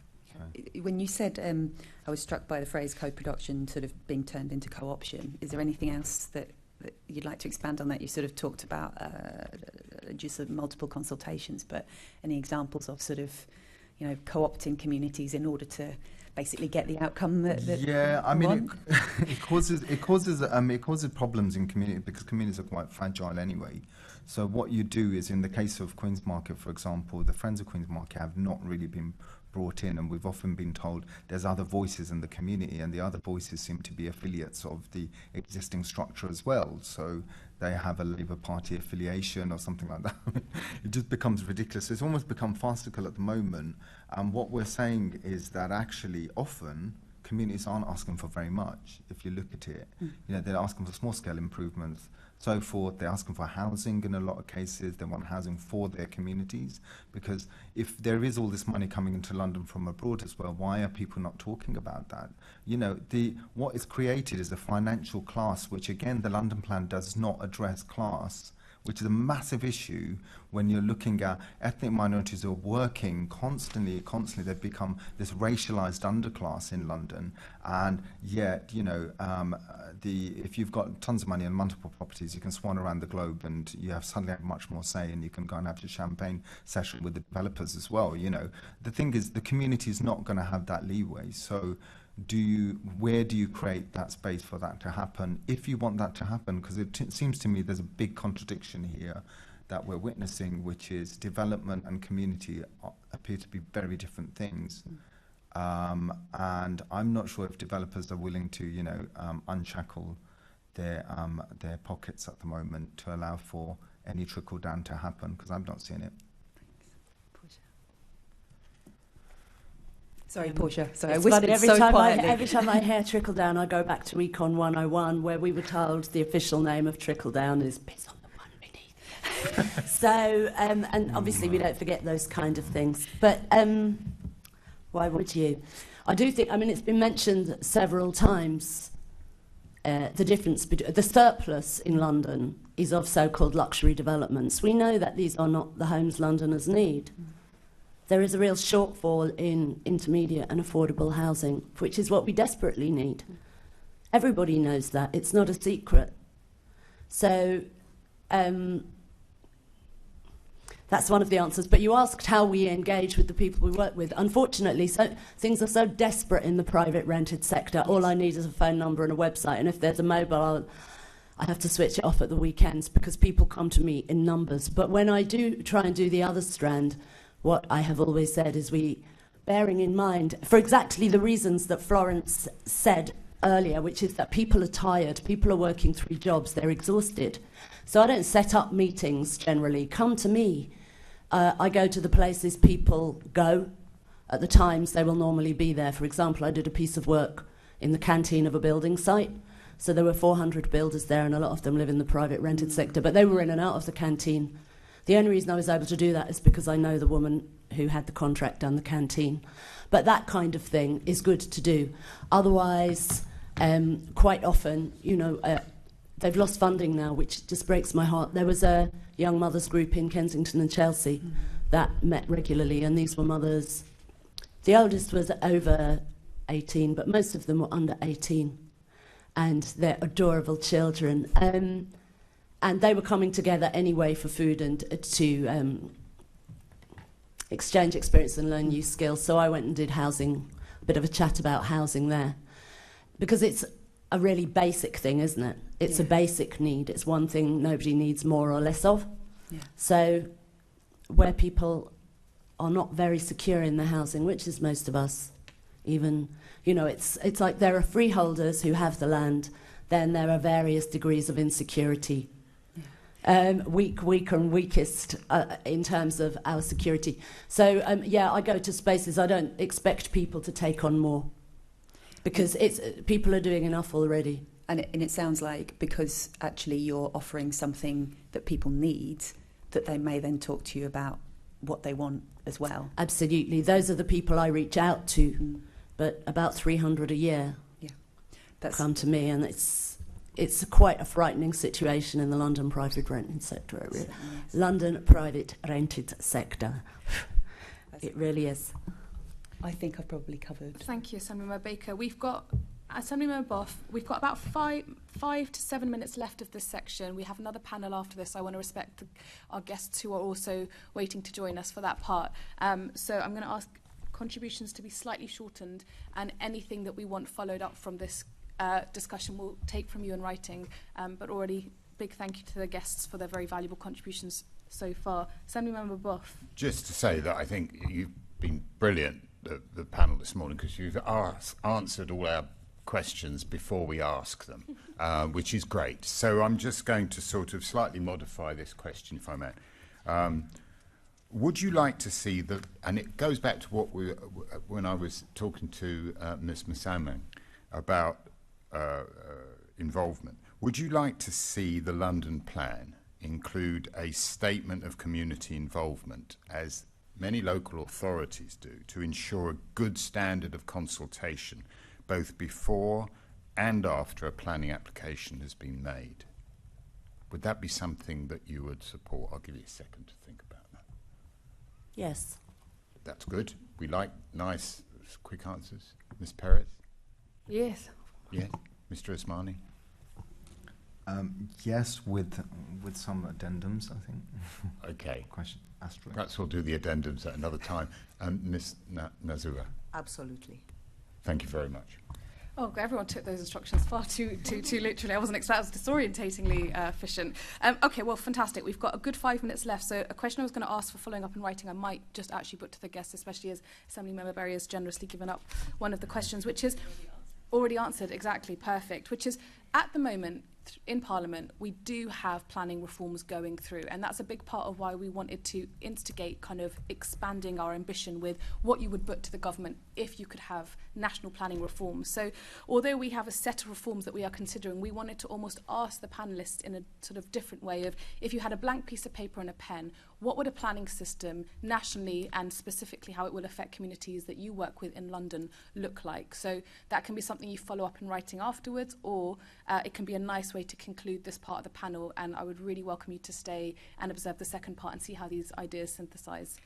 Shall I start, as I've done before, with this way and then go along? And we'll also use this as an opportunity for any wrap-up remarks you would like to make to the committee. Saif. I mean, planning's a huge area. It dictates how people live. It dictates whether your children sometimes even get murdered down the street, you know, unfortunately, because you might be in a wrong postcode. So we have to look at the full scale impacts of what planning is on our lives, not just the buildings that are being produced. And I think that needs to be looked at much more holistically, and people and human beings have to be at the center of it, because essentially we're planning for that. So the civic life has to return into planning itself. Excellently put, thank you. Natalia. I think one last point I wanted to make is, or maybe could be incorporate, financial viability assessments. I think ideally there would be financial viability assessments by the communities affected, the communities that are maybe objecting to applications or asking for conditions or have got reservations about what's coming forward. There should be ideally tools to allow those communities to do the financial viability assessments that the applications put forward. And in terms of your final question, I think a planning process that's accessible and inclusive, but this is done in a genuine way, accessible and inclusive. Brilliant, thank you. Portia. Thank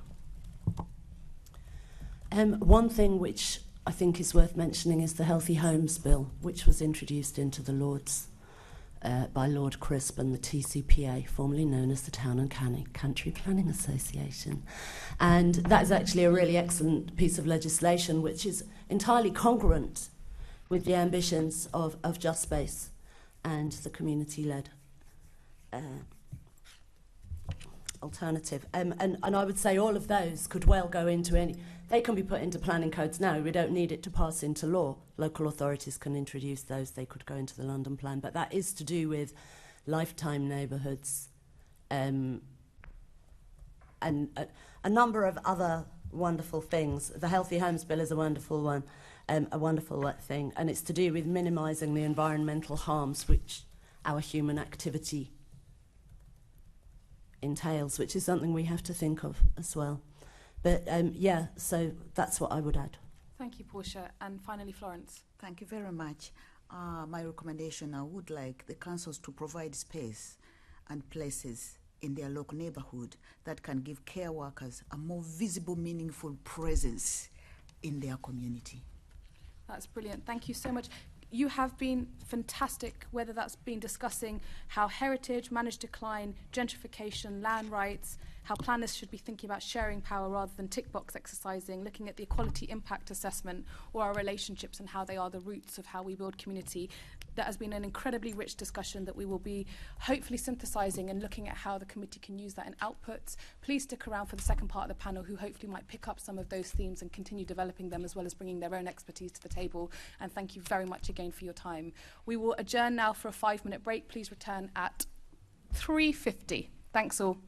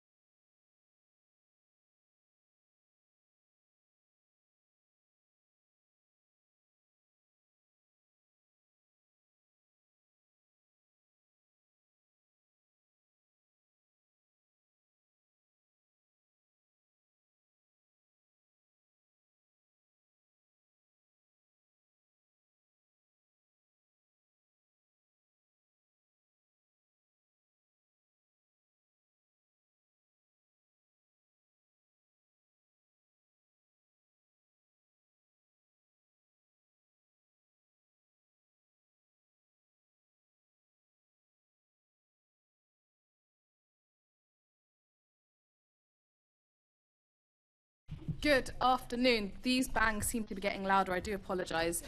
Welcome back to those of us in person and joining us online for the Planning Regeneration Committee following our short adjournment. Many thanks again to the guests who joined us for panel 1, and absolutely delighted to have 4 guests joining us for panel 2, one of whom is online. So what I'll do, as I did last time, is give all guests an opportunity to introduce themselves, the work that they do, and any ideas that they want to bring to the committee today in 1 or 2 minutes. There will obviously be, like the last format, questions put to you for you to be able to incorporate your work. But if there's anything that you want to front load in terms of framing, please feel free to use this 1 or 2 minute introduction to do so. So if I start with Yasmin, move on to Christine, then to Francesca, and then to Pat online. Please say your full name, your organisation you're from, and continue with whatever else you'd like to present to the committee. Thank you for your time and welcome. Thank you very much. My name is Yasmin Moalin. I am the Youth Engagement Lead at the Anti-Tribalism Movement. You can hear me, right? Do you want to bring the mic a little bit closer to you? Okay, is that better? Much better, thank you. Yeah. So I am Yasmin Moalin. I'm the Youth Engagement Lead at the Anti-Tribalism Movement. We are an organisation committed to promoting fairer societies and combating prejudice and discrimination amongst the Somalis in the UK. We've been established for 12 years and we support Somalis in all walks of life, maybe young people. We also do some work. I do the youth leadership program, and we have different projects supporting Somali communities, such as victims of hate crime. We work with schools to support young people and their leadership and placing them in boards and places where they can actually demonstrate their leadership. And one of the recommendations that I want to speak about today is about the youth voice and actually making things accessible for young people and allowing them to actually present their perspectives. Thank you. Fantastic. Thank you, Yasmin. And Christine, would you like to present next?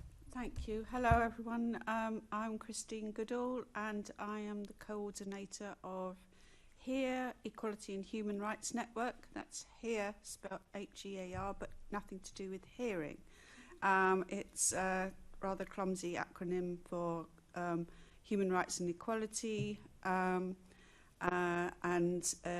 So we are a pan-London, pan-equality network for voluntary organisations, community groups, and increasingly individual people who are experts by experience, community campaigners and activists, and anyone really in London working for equality, human rights and social justice. So that's obviously really, really broad. Our members range from the large national equality-focused charities who are based in London but also work nationally through borough-based organisations, really small grassroots and unconstituted groups, and as I said, individual people with lived experience and people that are working as volunteers and community activists in their local community. Many of the organisations and groups are specialists in a particular field, such as disability, faith groups, women's organisations, communities across the board. So many of them are specialists in that area, so we're not aiming to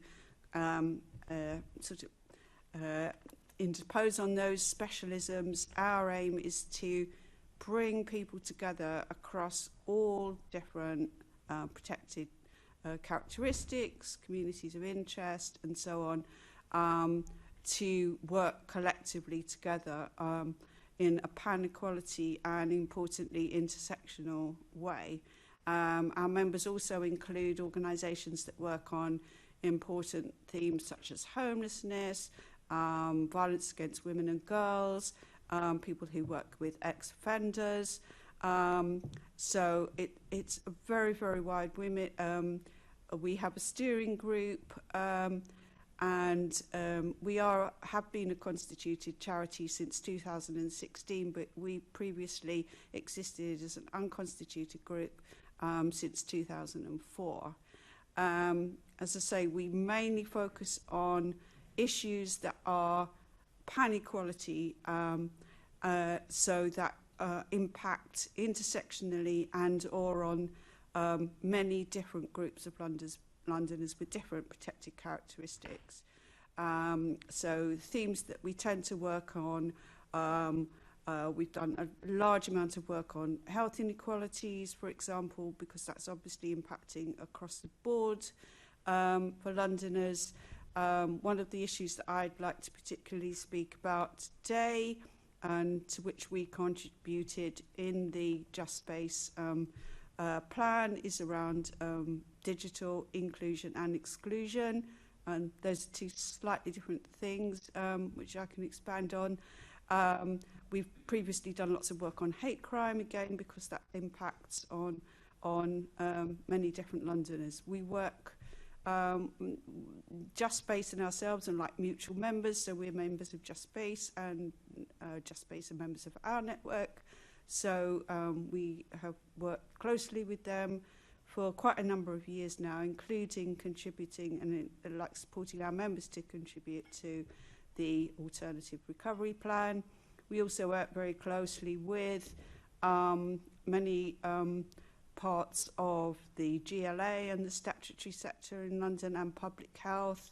So we are members of the London Recovery Task Force and also the Digital Exclusion Task Force and the London Health Equity Group, for example. So we work very closely with our colleagues in the statutory sector around those issues. I'll leave it there for the moment, but that's the kind of background of our work. Thank you very much, Christine. And over to you, Francesca. Hi, I'm Francesca Humi, the Advocacy and Campaigns Officer at Kanlungan Filipino Consortium. So I do immigration casework, campaigning and advocacy for undocumented Filipino migrants in London. Kanlungan, which means shelter or safe haven in Tagalog, is a consortium of 11 member organizations, which include the Filipino Domestic Workers Association, regional groups, and different special interest groups and self-help groups that are mostly self-organized. As an organization, we provide access to free immigration advice through our legal clinics and workshops.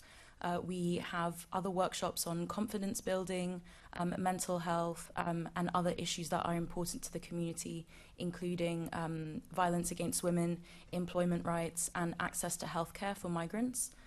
We also provide one-to-one and peer-to-peer support in terms of mental health and well-being for Filipino, Vietnamese, and Indonesian women who are survivors of domestic abuse, human trafficking, and modern-day slavery, and other forms of gender-based violence.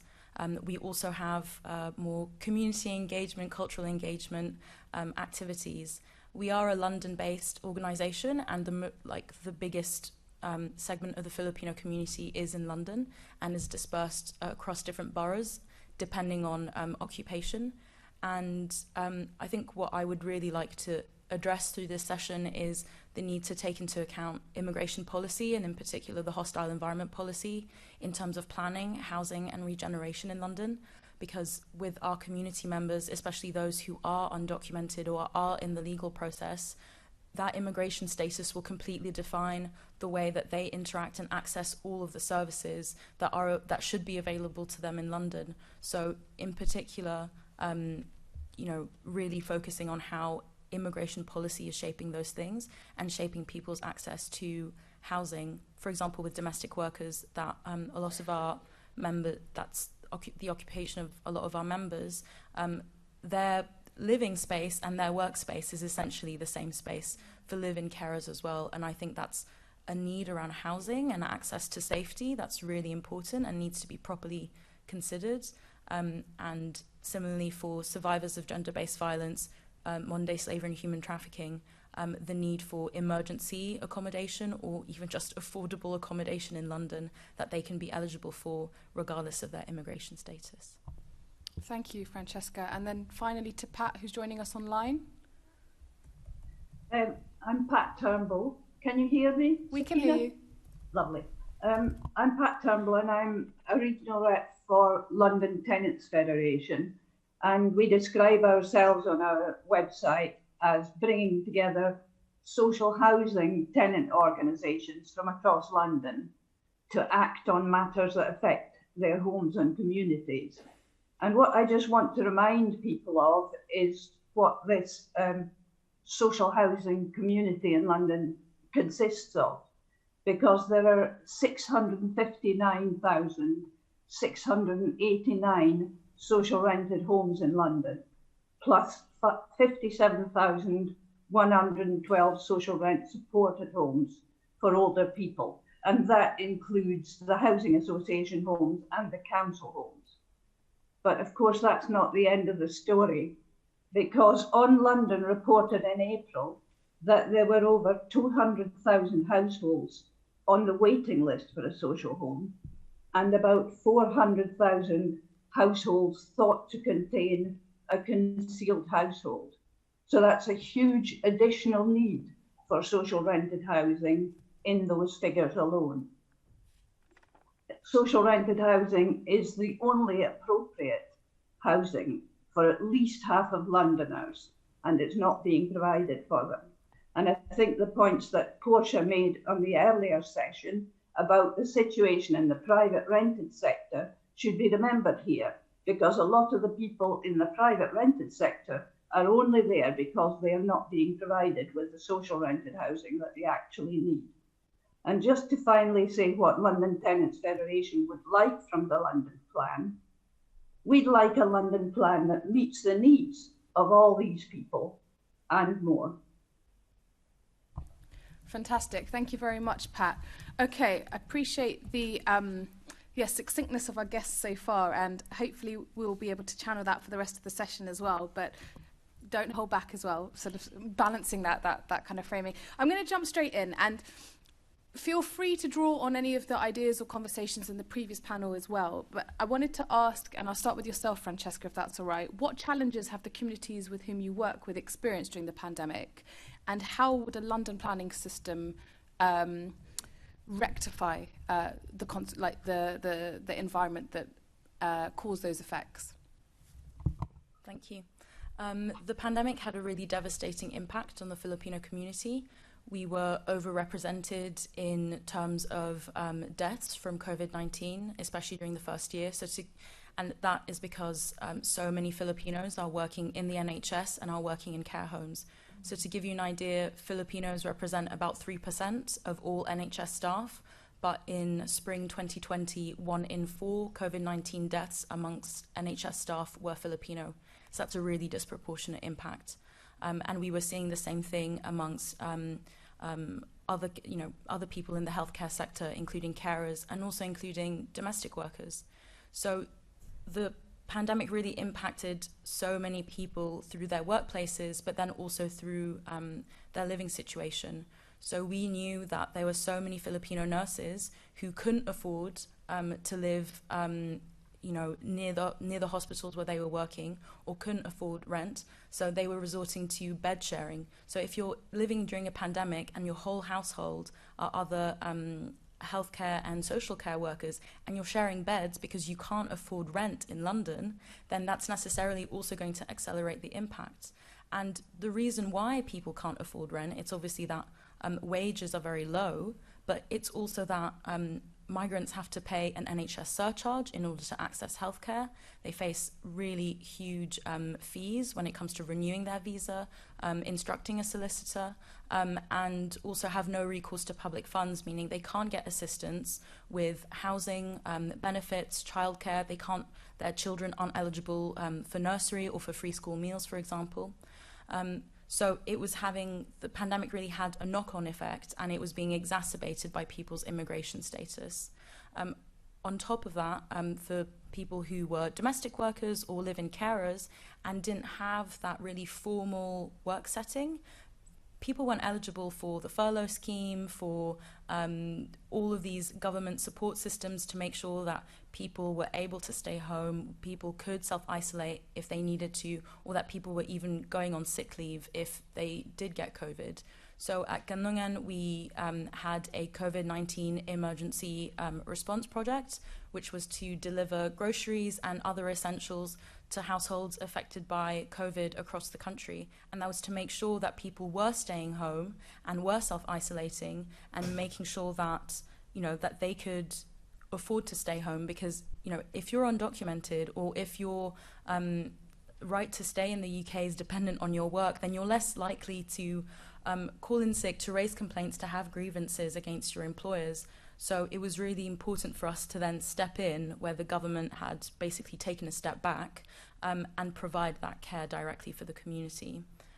I think it really showed the vulnerability of live-in workers, where there was an eviction ban during the pandemic, but that eviction ban was completely unrespected by a lot of these employers, who also don't see themselves as employers, right? They just see themselves as people who happen to be paying for someone to clean their house. So they don't see themselves as being employers who have workers, a responsibility towards their employees. So if we had a case of a domestic worker who got COVID, and she was immediately kicked out from her employer's house and lost her job. So not only was she now homeless, but she also didn't have a job. And then it was up to community members to host her, because she's not eligible for social housing, because she has no recourse to public funds.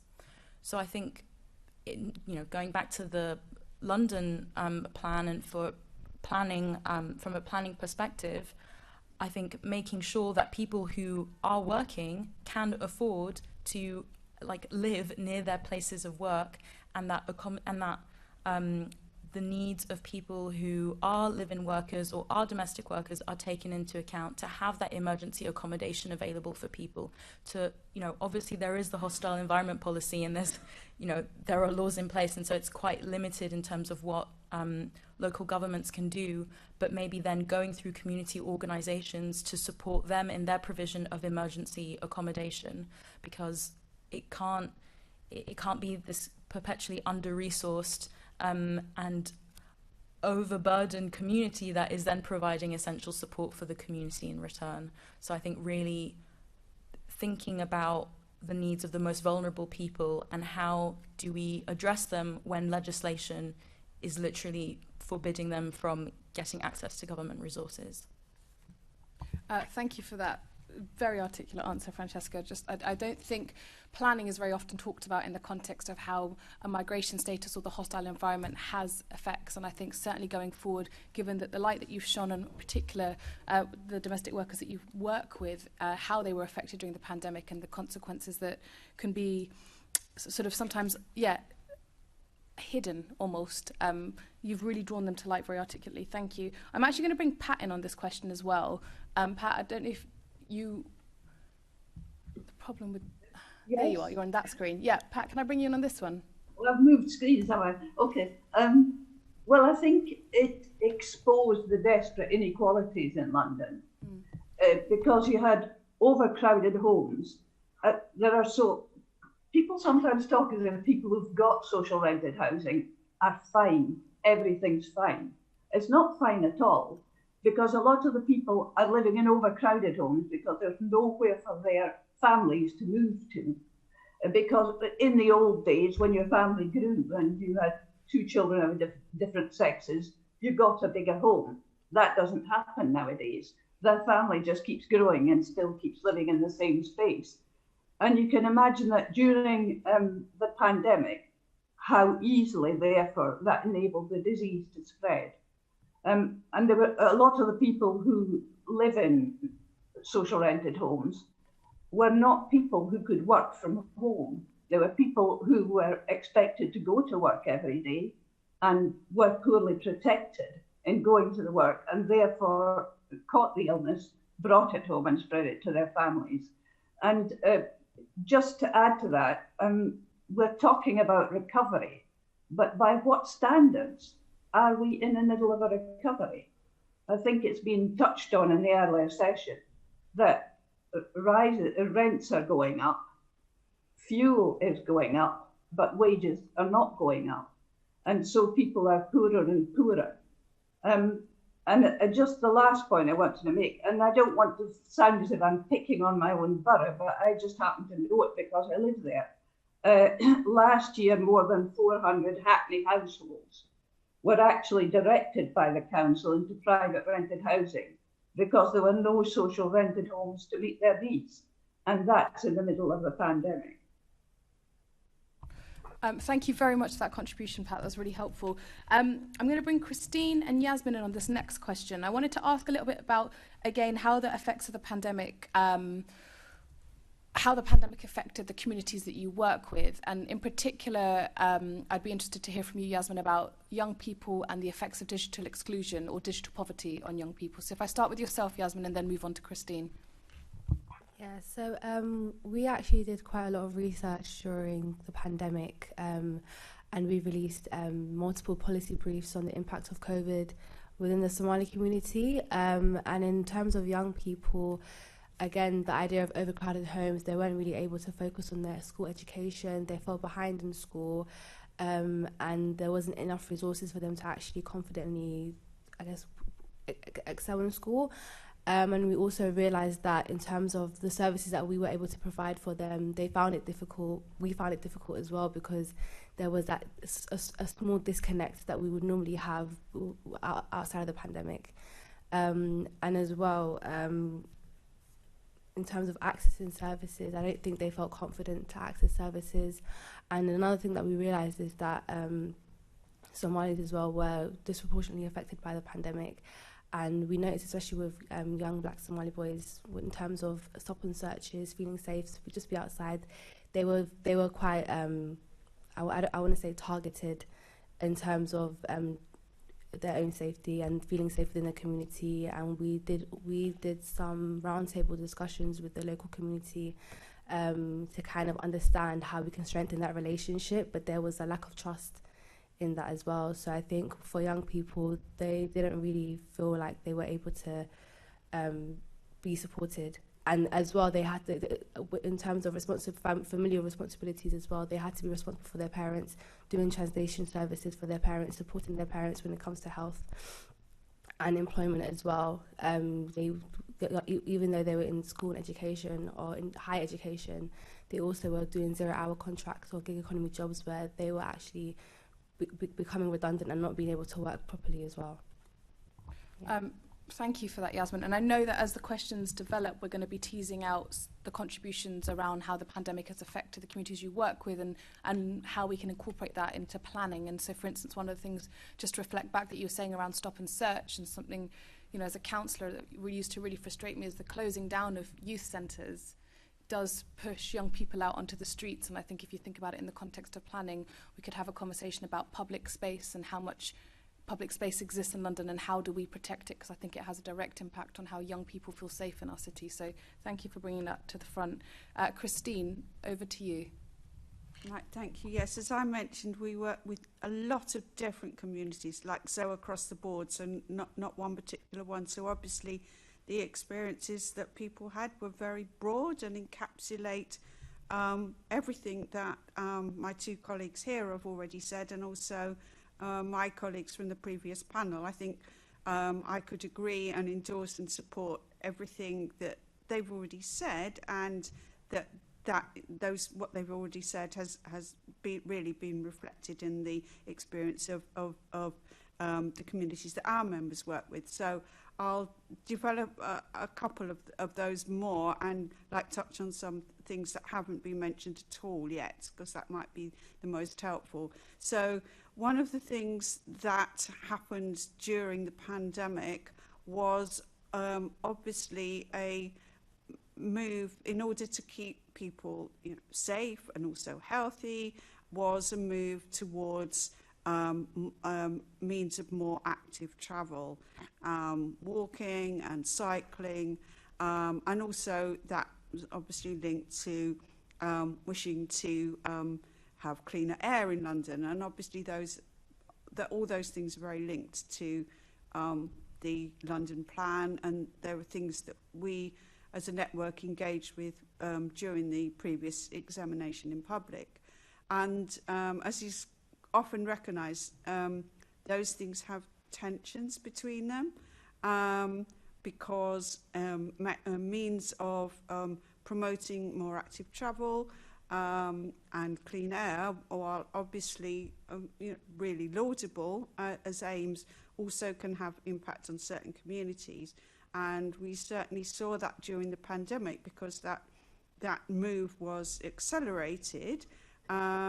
So, for example, the increase of putting in cycle lanes, for example, to promote more cycling, the appearance of so-called floating bus stops, where you step off a bus and you suddenly find you've got loads of cyclists whizzing past you before you can get to the pavement, which obviously has a big impact on disabled people, older people, people with small children, many groups in the community. More people whizzing around on cycles on pavements and scooters and so on. Those kind of things were really accelerated during COVID. They were happening anyway, but they were the introduction of the sort of very contested low traffic neighbourhoods as well. All those things, they're difficult issues because they have great benefits, but they also have a big impact on many people in the community. And that's certainly something that I don't think has been touched on yet, and is very relevant to planning, and certainly something we saw. Something that's very important in the Just Space community-led plan, and has also been mentioned somewhat previously, is around community hubs and community spaces, which is also a very important part of the thinking in the GLA's work, particularly in the Building Strong Communities mission, one of the recovery missions. And so we strongly support the policy that's there in the Just Space plan. And what we saw during the pandemic was the closure of many different types of community spaces, some only temporarily because of COVID, but then the result of that many didn't reopen or opened in a different way, had huge impacts on people. For example, the closure of libraries, and that links to what I wanted to say about digital exclusion, because obviously, as we all know, during COVID, everything went online, which was fine if you are able to access services like that, but so many people are not, and the reasons why are so many and varied.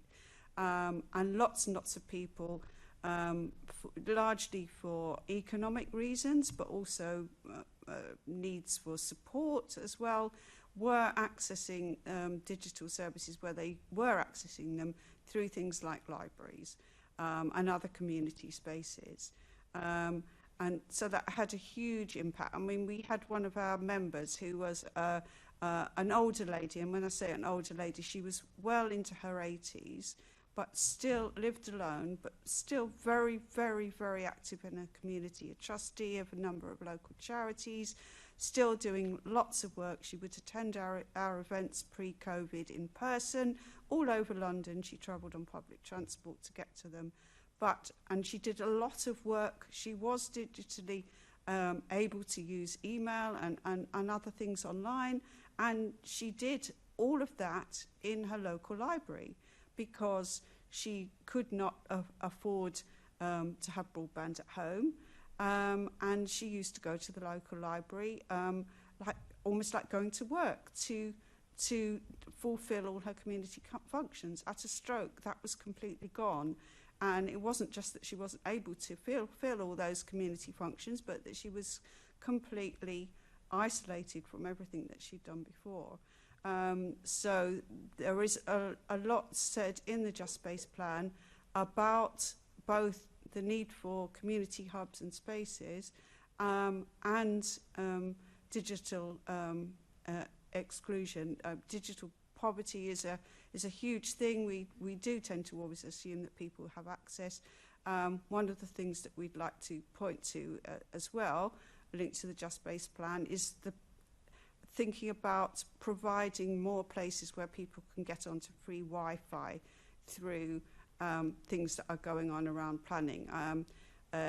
Croydon Council are developing an idea around, I believe, around making it a requirement if people want to pay for digital advertisements at bus stops to also commit to providing paying for a free Wi-Fi zone around that bus stop, so that people know that they can go to a bus stop and access free Wi-Fi.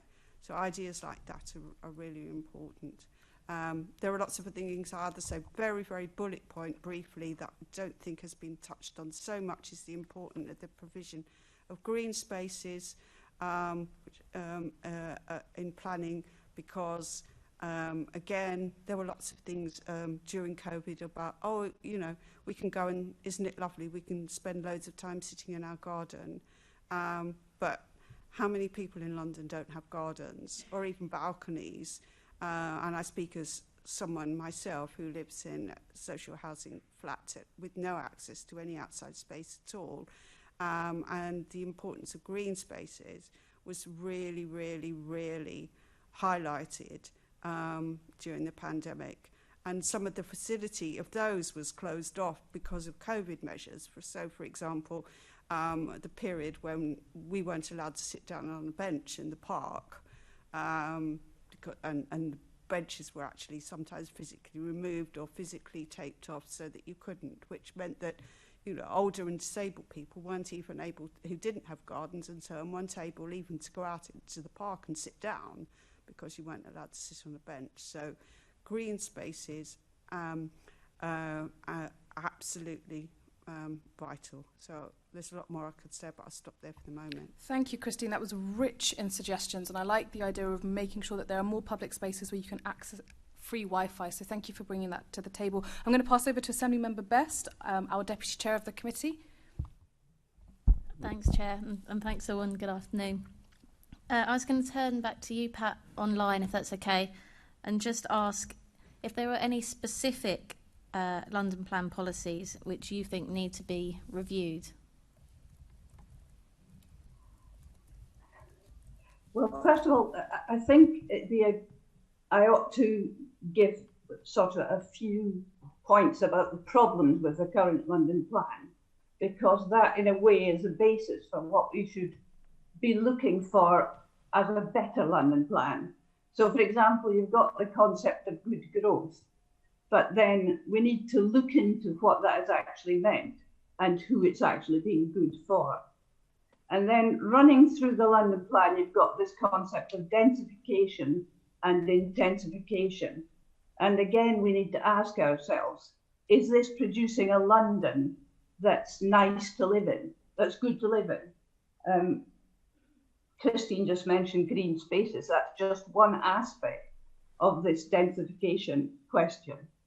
And then the third one is the emphasis on large numbers of homes to be built, most of which turn out to be market homes that are investments.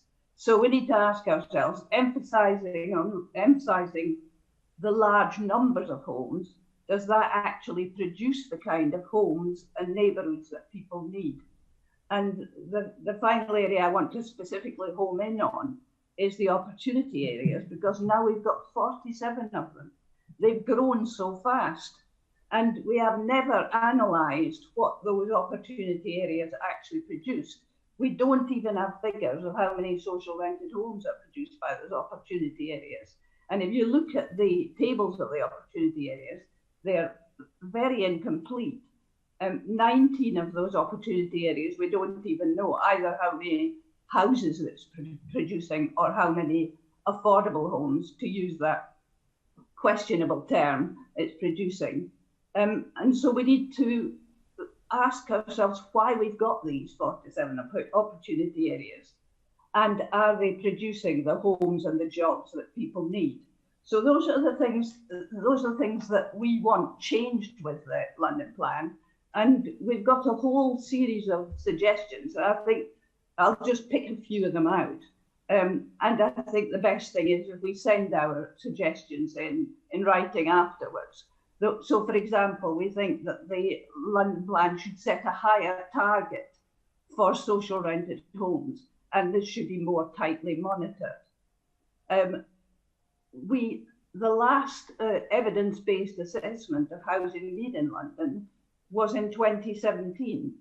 Well, that's quite a long time ago, but even that assessment showed that there was 163,000 backlog of need for social rented homes, and that had increased from 60,893 in 2013, which was the previous strategic housing market assessment.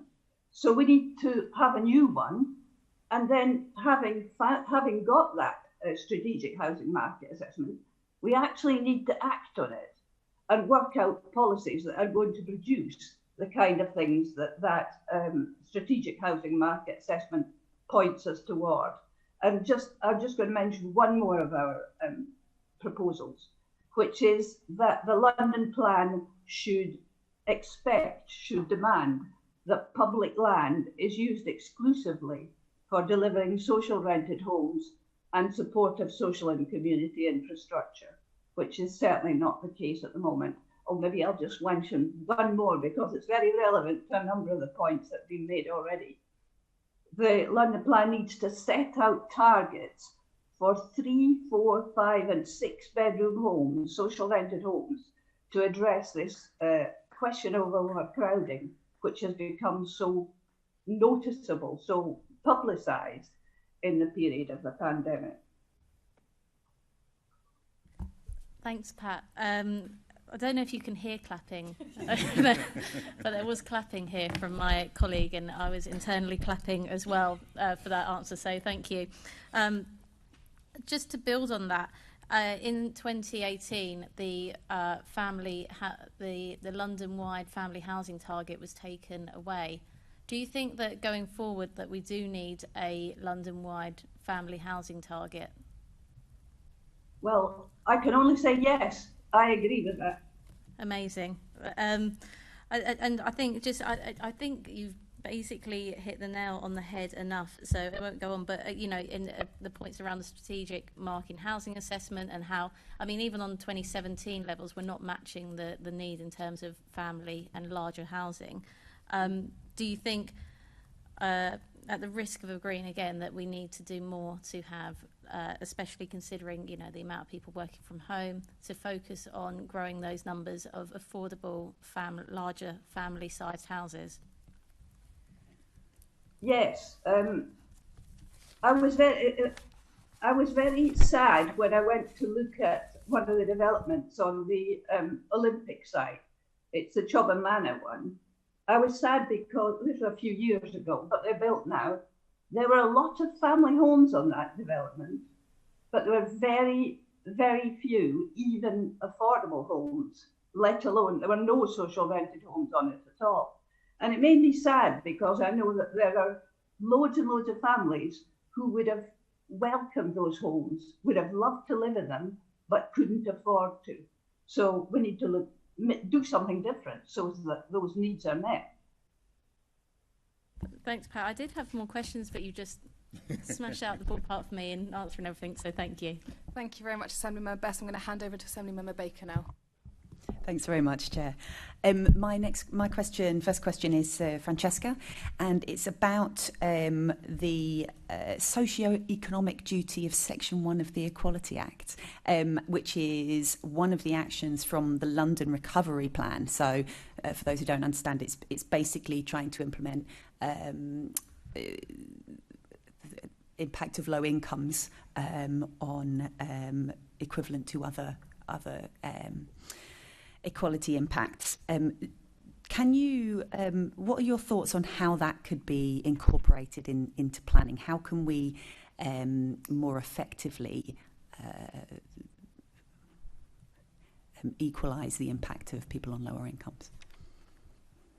Well, I think from an immigration perspective, it's not just looking at people's literal income that is coming into their bank accounts, but looking at all of the additional costs that they're going to face. So if you're a migrant worker and you're on a Tier 2 visa and you have no recourse to public funds, you know, your income might be, let's say, £30,000, £40,000.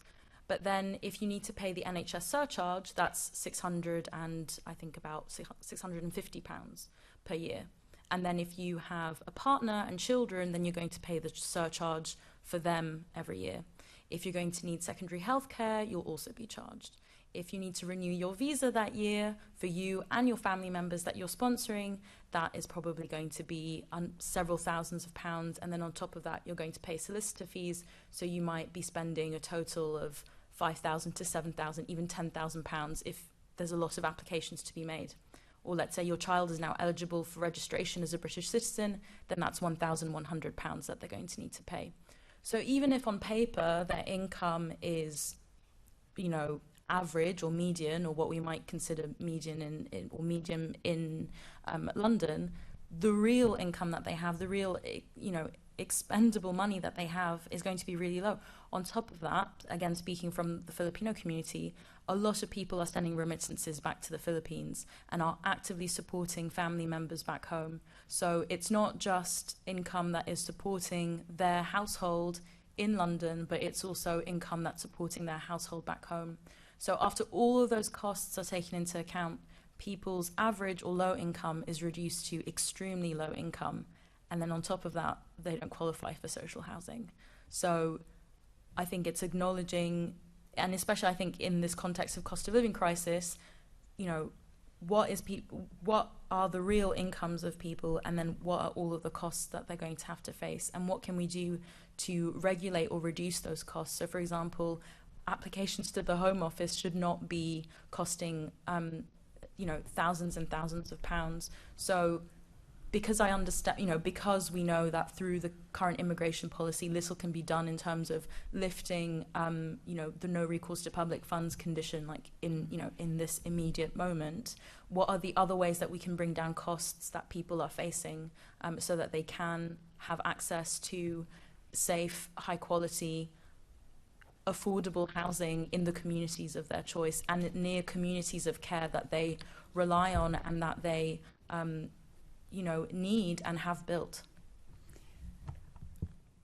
Thanks. So effectively, sorry to replay this back to you, because obviously, sadly, while I agree with what you're saying, planning won't solve all those issues, but what you're saying is effectively giving people spaces to not only have decent and affordable housing, but also to support each other as well, because that was reflected in previous answers as well. So is that fair to say?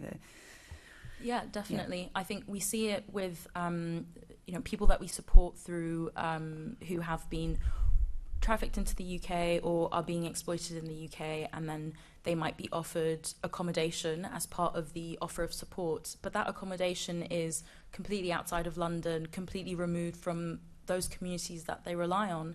And a lot of the, again, I'm going to use the example of domestic workers because there's a lot of the people that I work with, if they're given the choice between, you know, you'll get emergency accommodation up north in a town where maybe, you know, they don't even know where that is in England, or staying in London and potentially sharing, you know, a living room with friends, then they'll take up that offer because you have access to all of the other things that make life enjoyable and all of the other things that communities need in order to thrive.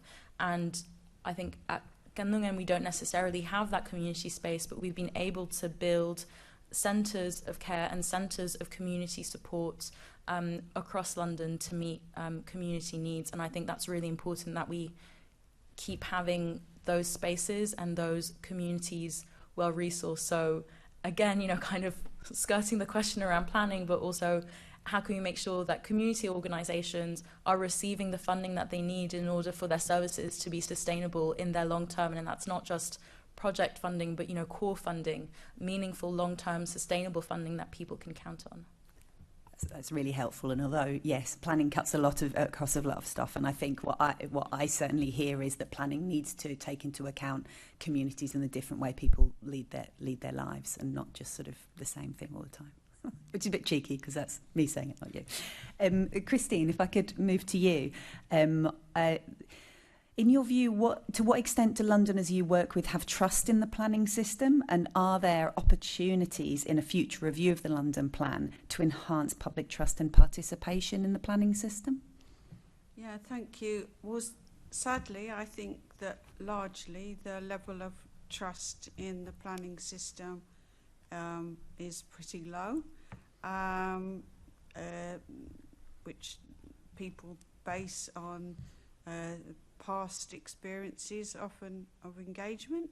I think it was Saif who mentioned in the first panel about during COVID, lots of things continue to happen around planning, but the communication out to community, let alone engagement with it, was very poor or non-existent.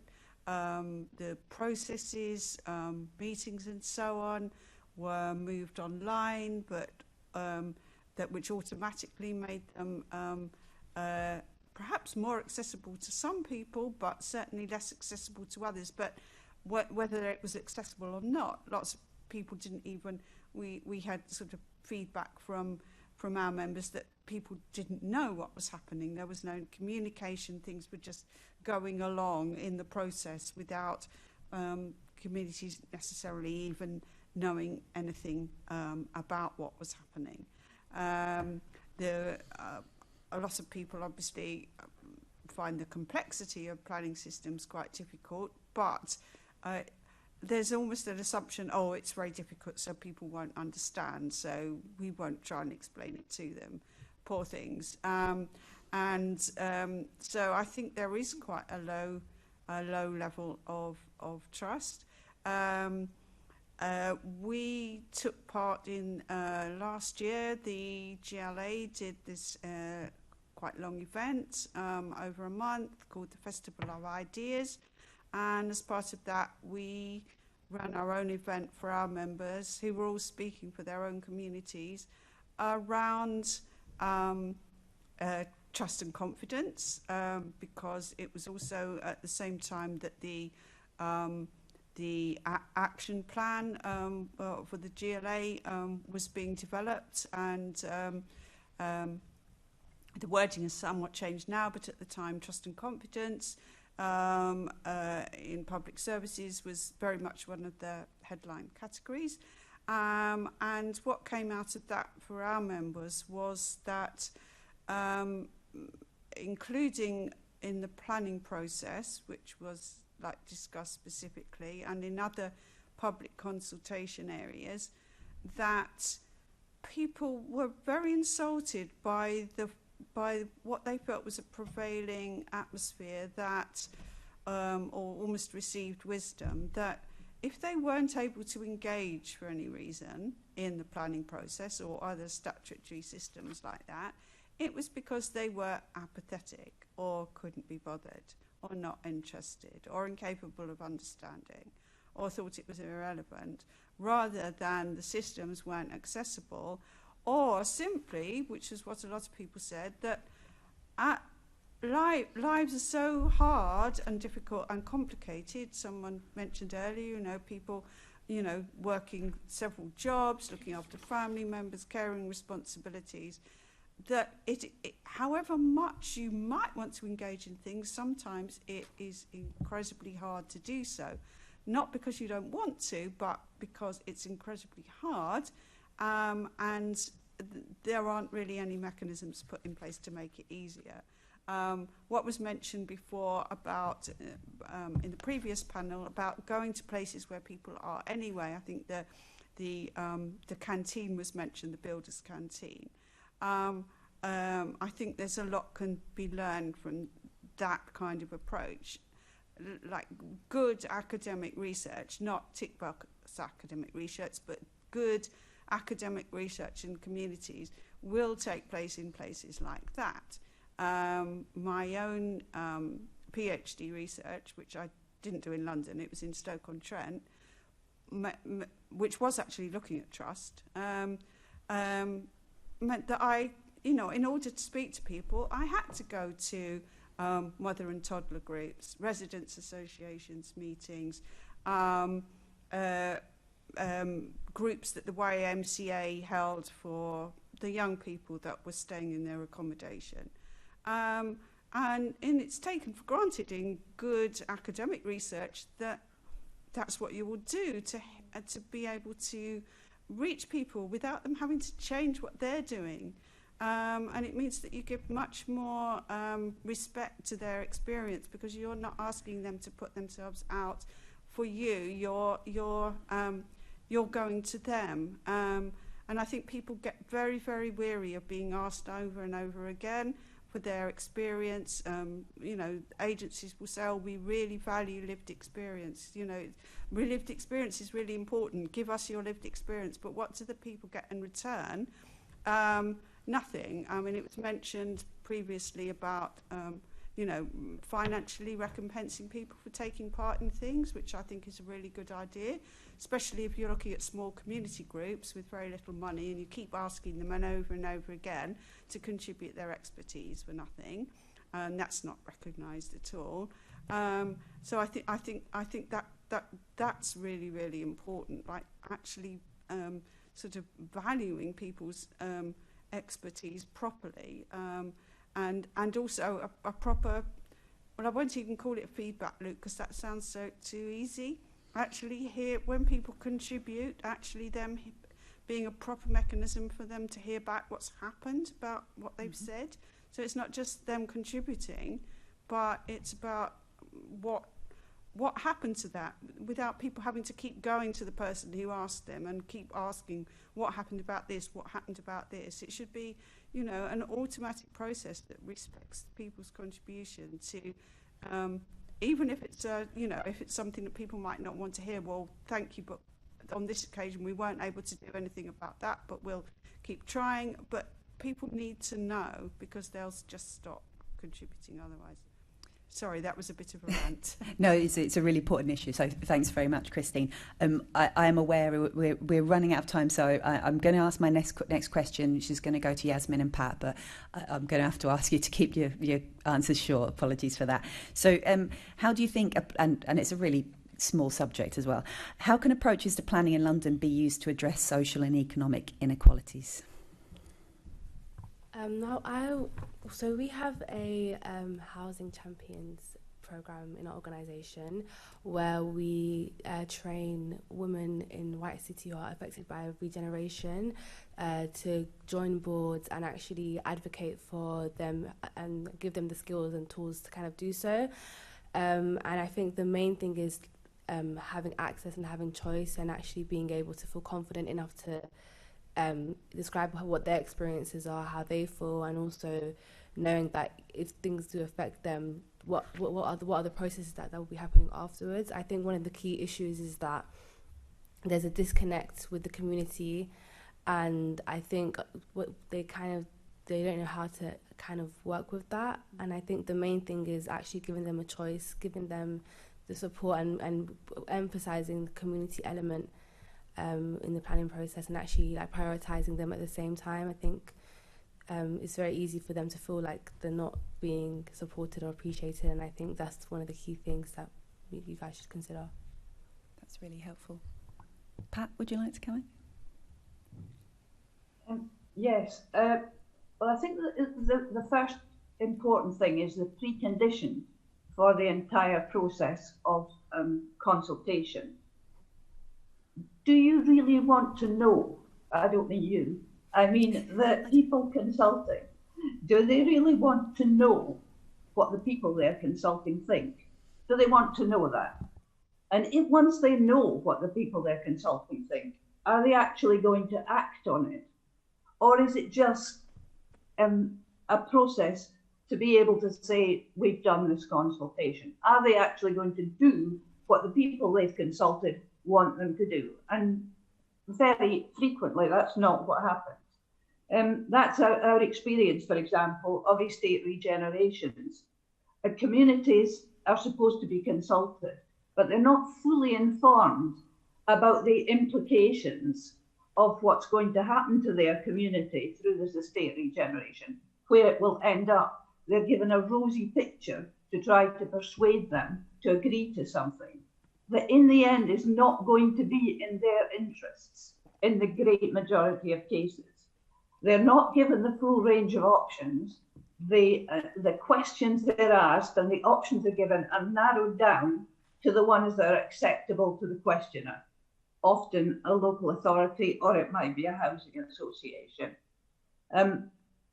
And that's why it ends up often with a result that doesn't correspond with what the people who are being consulted wanted.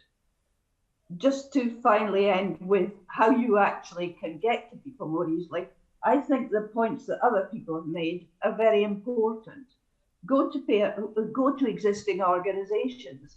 It amazes me frequently how tenants and residents associations, for example, which are our organisation's particular concern, are ignored when it comes to local consultations by councils. There they are, they exist, these organisations are there, but they're bypassed. They're not actually consulted. And I think the ideas people have given of mother and baby clubs, all those different things, meeting in local community halls, there are so many ways that you can actually go to people and get them involved. But I go back to what I said before, if you want to get them involved, you've got to be doing something that's going to be in their interests in the long run, or else they're just going to become disaffected and they won't want to be consulted because they will know it won't mean anything. Thanks very much. And back to you, Chair. Thank you, Assemblymember Baker. And I'm going to pass it to Assemblymember Best with apologies that your questions have been squeezed due to time constraints. That's apologies. fine. We'll try and rattle through as quickly as we can. Pat, to stick with you, what can we learn from the formation of mutual aid groups during the pandemic in terms of the strength of community networks? And can this be used in planning? Maybe I'm not the best person to talk about this because of my age and so on. I didn't really go out and about during the pandemic, so maybe somebody else would give you a better answer on this one. Yeah, I can see Francesca's hand, but Yasmin as well, or Christine, if you want to say. Okay. Thanks. Yeah, so at the start of the pandemic, Kanlungan was helping with a lot of mutual aid groups and ensuring that people in the community, and by in the community, that's a very kind of expansive view of the community. So basically anyone who was a Filipino or East or Southeast Asian migrant and needed our help. And I think what it showed was that obviously that community members were available to support and were there to answer the calls of other community members, but that also the resources and the support systems that should have been the responsibility of the state were clearly failing and had clearly been cut back, that people had to step in and provide it for them, provide it for each other directly.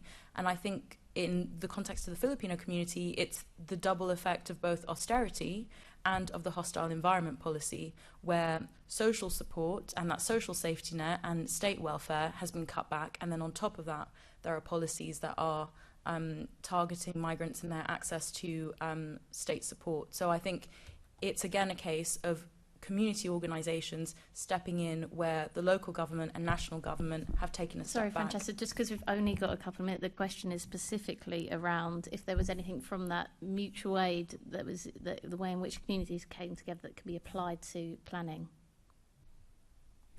I mean, I think it was building off of existing community groups and existing ways for people to work together. So I think reflecting back on what's been said by other people, it's that it was happening through mediums and channels that community members were already using.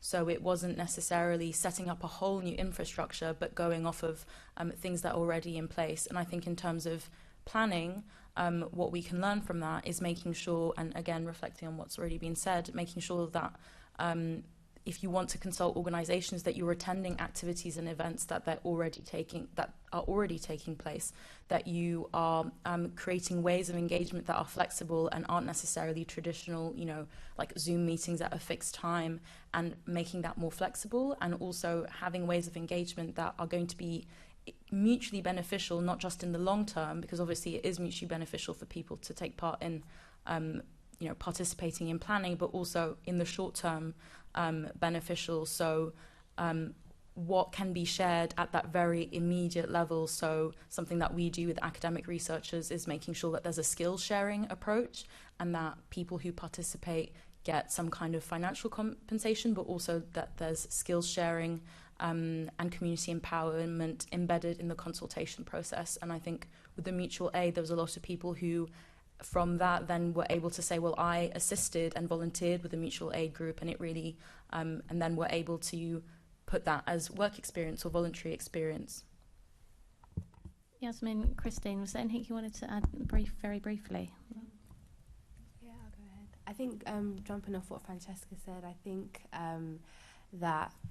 creating champions and advocates and kind of providing soft skills and developing people's asset-based skills to kind of actually build on what they have in terms of planning. I think it's really good to educate and train and kind of give them the ability to support one another, and which also hones on the element of community as well. Thank you, Yasmin. Christine, was there anything that you wanted to add to that? Well, I suppose the only thing I would add would that if we're thinking about sort of reaching people for it, I don't immediately see the sort of the link between the actual sort of planning policies itself, but more around the engagement of the community in planning, which what we've been talking about, is that I suppose mutual aid groups have the ability to be in contact with people who are not linked to any formalised groups, or even more informal groups where they might, attend like community spaces and so on. So they might be more engaged in a kind of community development way with people who have perhaps got mobility problems or are isolated in their homes, don't see many people, by the very nature of they're engaged in a mutual aid network where they are supporting people who need the support. A lot of them have not continued as strongly since COVID. Many of them have, but I think more from mutual aid just on its own, like a kind of community development approach about recognising that people aren't necessarily always linked to an organisation, even an informal one, and those people have a right to a say as well, and often their needs are the ones that the planning system really needs to address because they're possibly some of the most disadvantaged. Thanks. It's just hit 5 o'clock, but I do want to ask one more question, and I had a couple of supplementary, so I'm going to roll it all into a ball and throw it out there for the guests and ask that you can be really brief so that the committee members don't give me too many evil glances. The first question that I was going to ask is if you could, in perhaps one word, one sentence, give us what your priority for the review of the London Plan would be. And then I wanted to ask if you would be in favour of the London Plan including a statement of community involvement. It's a question my colleague asked to the previous panel if you were here earlier. And finally, would you be in favour of the London Plan including a means through the requirements of consultation to make that more accessible, perhaps through a set of recommended questions that every consultation should have, to simplify the language and have an accepted kind of common language we use in planning that people can easily access? So yeah, I'm just going to throw that one out there and probably go from Francesca down the line to the virtual world with Pat. Thank you. In terms of priority, I'd say making sure that the contents and the process around the London Plan is made accessible to people across London, regardless of their backgrounds and regardless of the communities that they're from, and that real efforts are made to disseminate that and that it can be easily understandable. And going back to what was said earlier about making things accessible in community languages especially. Yes, I would be in principle in favour of a statement around community consultation. I think it would depend on like what that consultation would look like, and is it just a statement or is it really, you know, going to happen? And then in terms of consultation, I can't quite remember what the specific question was, but yes, more community consultation that is adequately resourced and supported from the communities would be really good, and not making sure that it's not kind of over-draining resources for people. Thanks, Christine. Thanks, Francesca. And Christine. Right. Yes. So the first thing is because an overarching thing for the London Plan would be proper, robust, real equality impact assessment that's sort of actually done. That term robust is used too often, but a really proper equality impact assessment that can, like you've asked about how can you include the socio-economic duties, so including that and that the equality impact is addressed properly, which I don't really think was the case previously. There were certainly problems with it. From our point of view. Yes, a statement around community consultation would be very important, but it's no good as just been said, we are going to make a statement that we will consult the community. That would be completely useless. There've got to be some standards around it and some way of ensuring that it actually happens. A bit like when we in the sector apply for funding, we can't just say we are going to involve the people who our project impacts on. We've got to show how we're doing that throughout the time that we are getting the money. So that would be really important. And finally, yes, something about accessibility and inclusion, but it's not just about language and explaining the process in that's really important, but it's also about all the other ways that you can make engagement and involvement and the planning system accessible. And that's a wide range of things, including accessibility for deaf and disabled people. And I would be very remiss of my members if I hadn't mentioned, which hasn't been mentioned before, the accessibility for deaf people, which is a different type of accessibility and is around all kinds of aspects of information and has been raised many, many times by our members around the planning process. And a resource bank where people who were setting up any activity around planning that included involving the community could find out from experts in the voluntary sector, people with lived experience, how to make processes accessible and inclusive for that particular community. Thanks, Christine and Francesca. And I can see people getting angsty about the time. So Yasmin and Pat, if you could keep it short and sweet. Those are both really good interventions, but if you could get the task of a good intervention swiftly, that would be great. Sure thing. I think a priority for me is and resources, and also attracting people in the community who wouldn't normally be aware of planning processes, and so again that goes with accessibility as well. And I guess I am in favour of accessibility and consultations. I think that's what my priority is as well. Amazing, thanks Yasmin. And finally Pat, online. Yeah, I think the priority is a plan that meets the real needs of the majority of Londoners, and consultation has to mean real democratic involvement. Thank you very much to the panellists, and again, apologies to Assemblymember Best. I know your question time was squeezed given the fullness of the meeting. I think just given the ending note, I wanted to also just bring to the committee's attention and those who are watching that Jane Wilmot was due to join us for this panel, and she is a deaf and disabled resident from Hammersmith and Fulham, and she chairs the Disability Forum Planning Group. And one of the contributions that Jane was going to make, I met with her one-on-one yesterday online, was around inclusive design, which is in the London plan, but Jane wanted to highlight that actually inclusive design in councils does not often get the emphasis that it needs to, and there are some councils that don't have an access officer. And one thing that Jane and I discussed that came off the back of that conversation was perhaps the GLA should look at auditing councils to see what level of technical expertise they have, whether that's in the form of an access officer or otherwise in their planning departments, that can help them integrate inclusive design in their assessment of planning applications. And that audit might open up questions about whether the GLA wants to think about funding or seconding that expertise where it doesn't exist in London.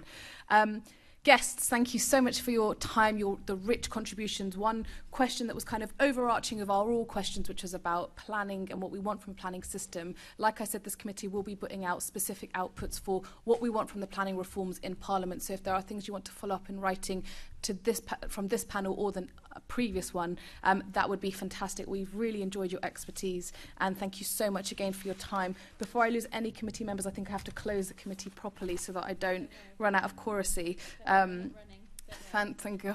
Just like grab you. But yeah, many thanks again. I think we are so well served to have your time and your expertise brought to us today to help us expand the conversation about how we make a planning process in London work for all. So a real warm thank you again.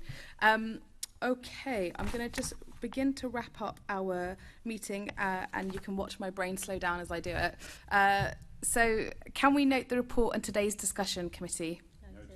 Can we also delegate authority to me as chair in consultation with party group lead members to agree any output from the discussion? I also at this moment want to thank again Planning for London for coming to observe the committee today to take on board our contributions from the guests. And I'm going to move us on to the work programme. Can we note the committee's work programme? Can we note the recent activity undertaken, namely the informal meeting with representatives from Just Space to discuss the Just Space community-led recovery plan? And on that note, many thanks again to our colleagues at Just Space for being so fantastic in their contributions and the meetings before this committee to help us think about the framework and how we develop co-production in our institutions and also in our spaces when we engage with people across London. The next meeting is on the 12th of October 2022 at 2 p.m. Don't think that needs to be noted other than to be said. And then I have no other urgent other business, so I think I can bring the meeting to a close. Many thanks to everyone who has participated this afternoon. Thanks all.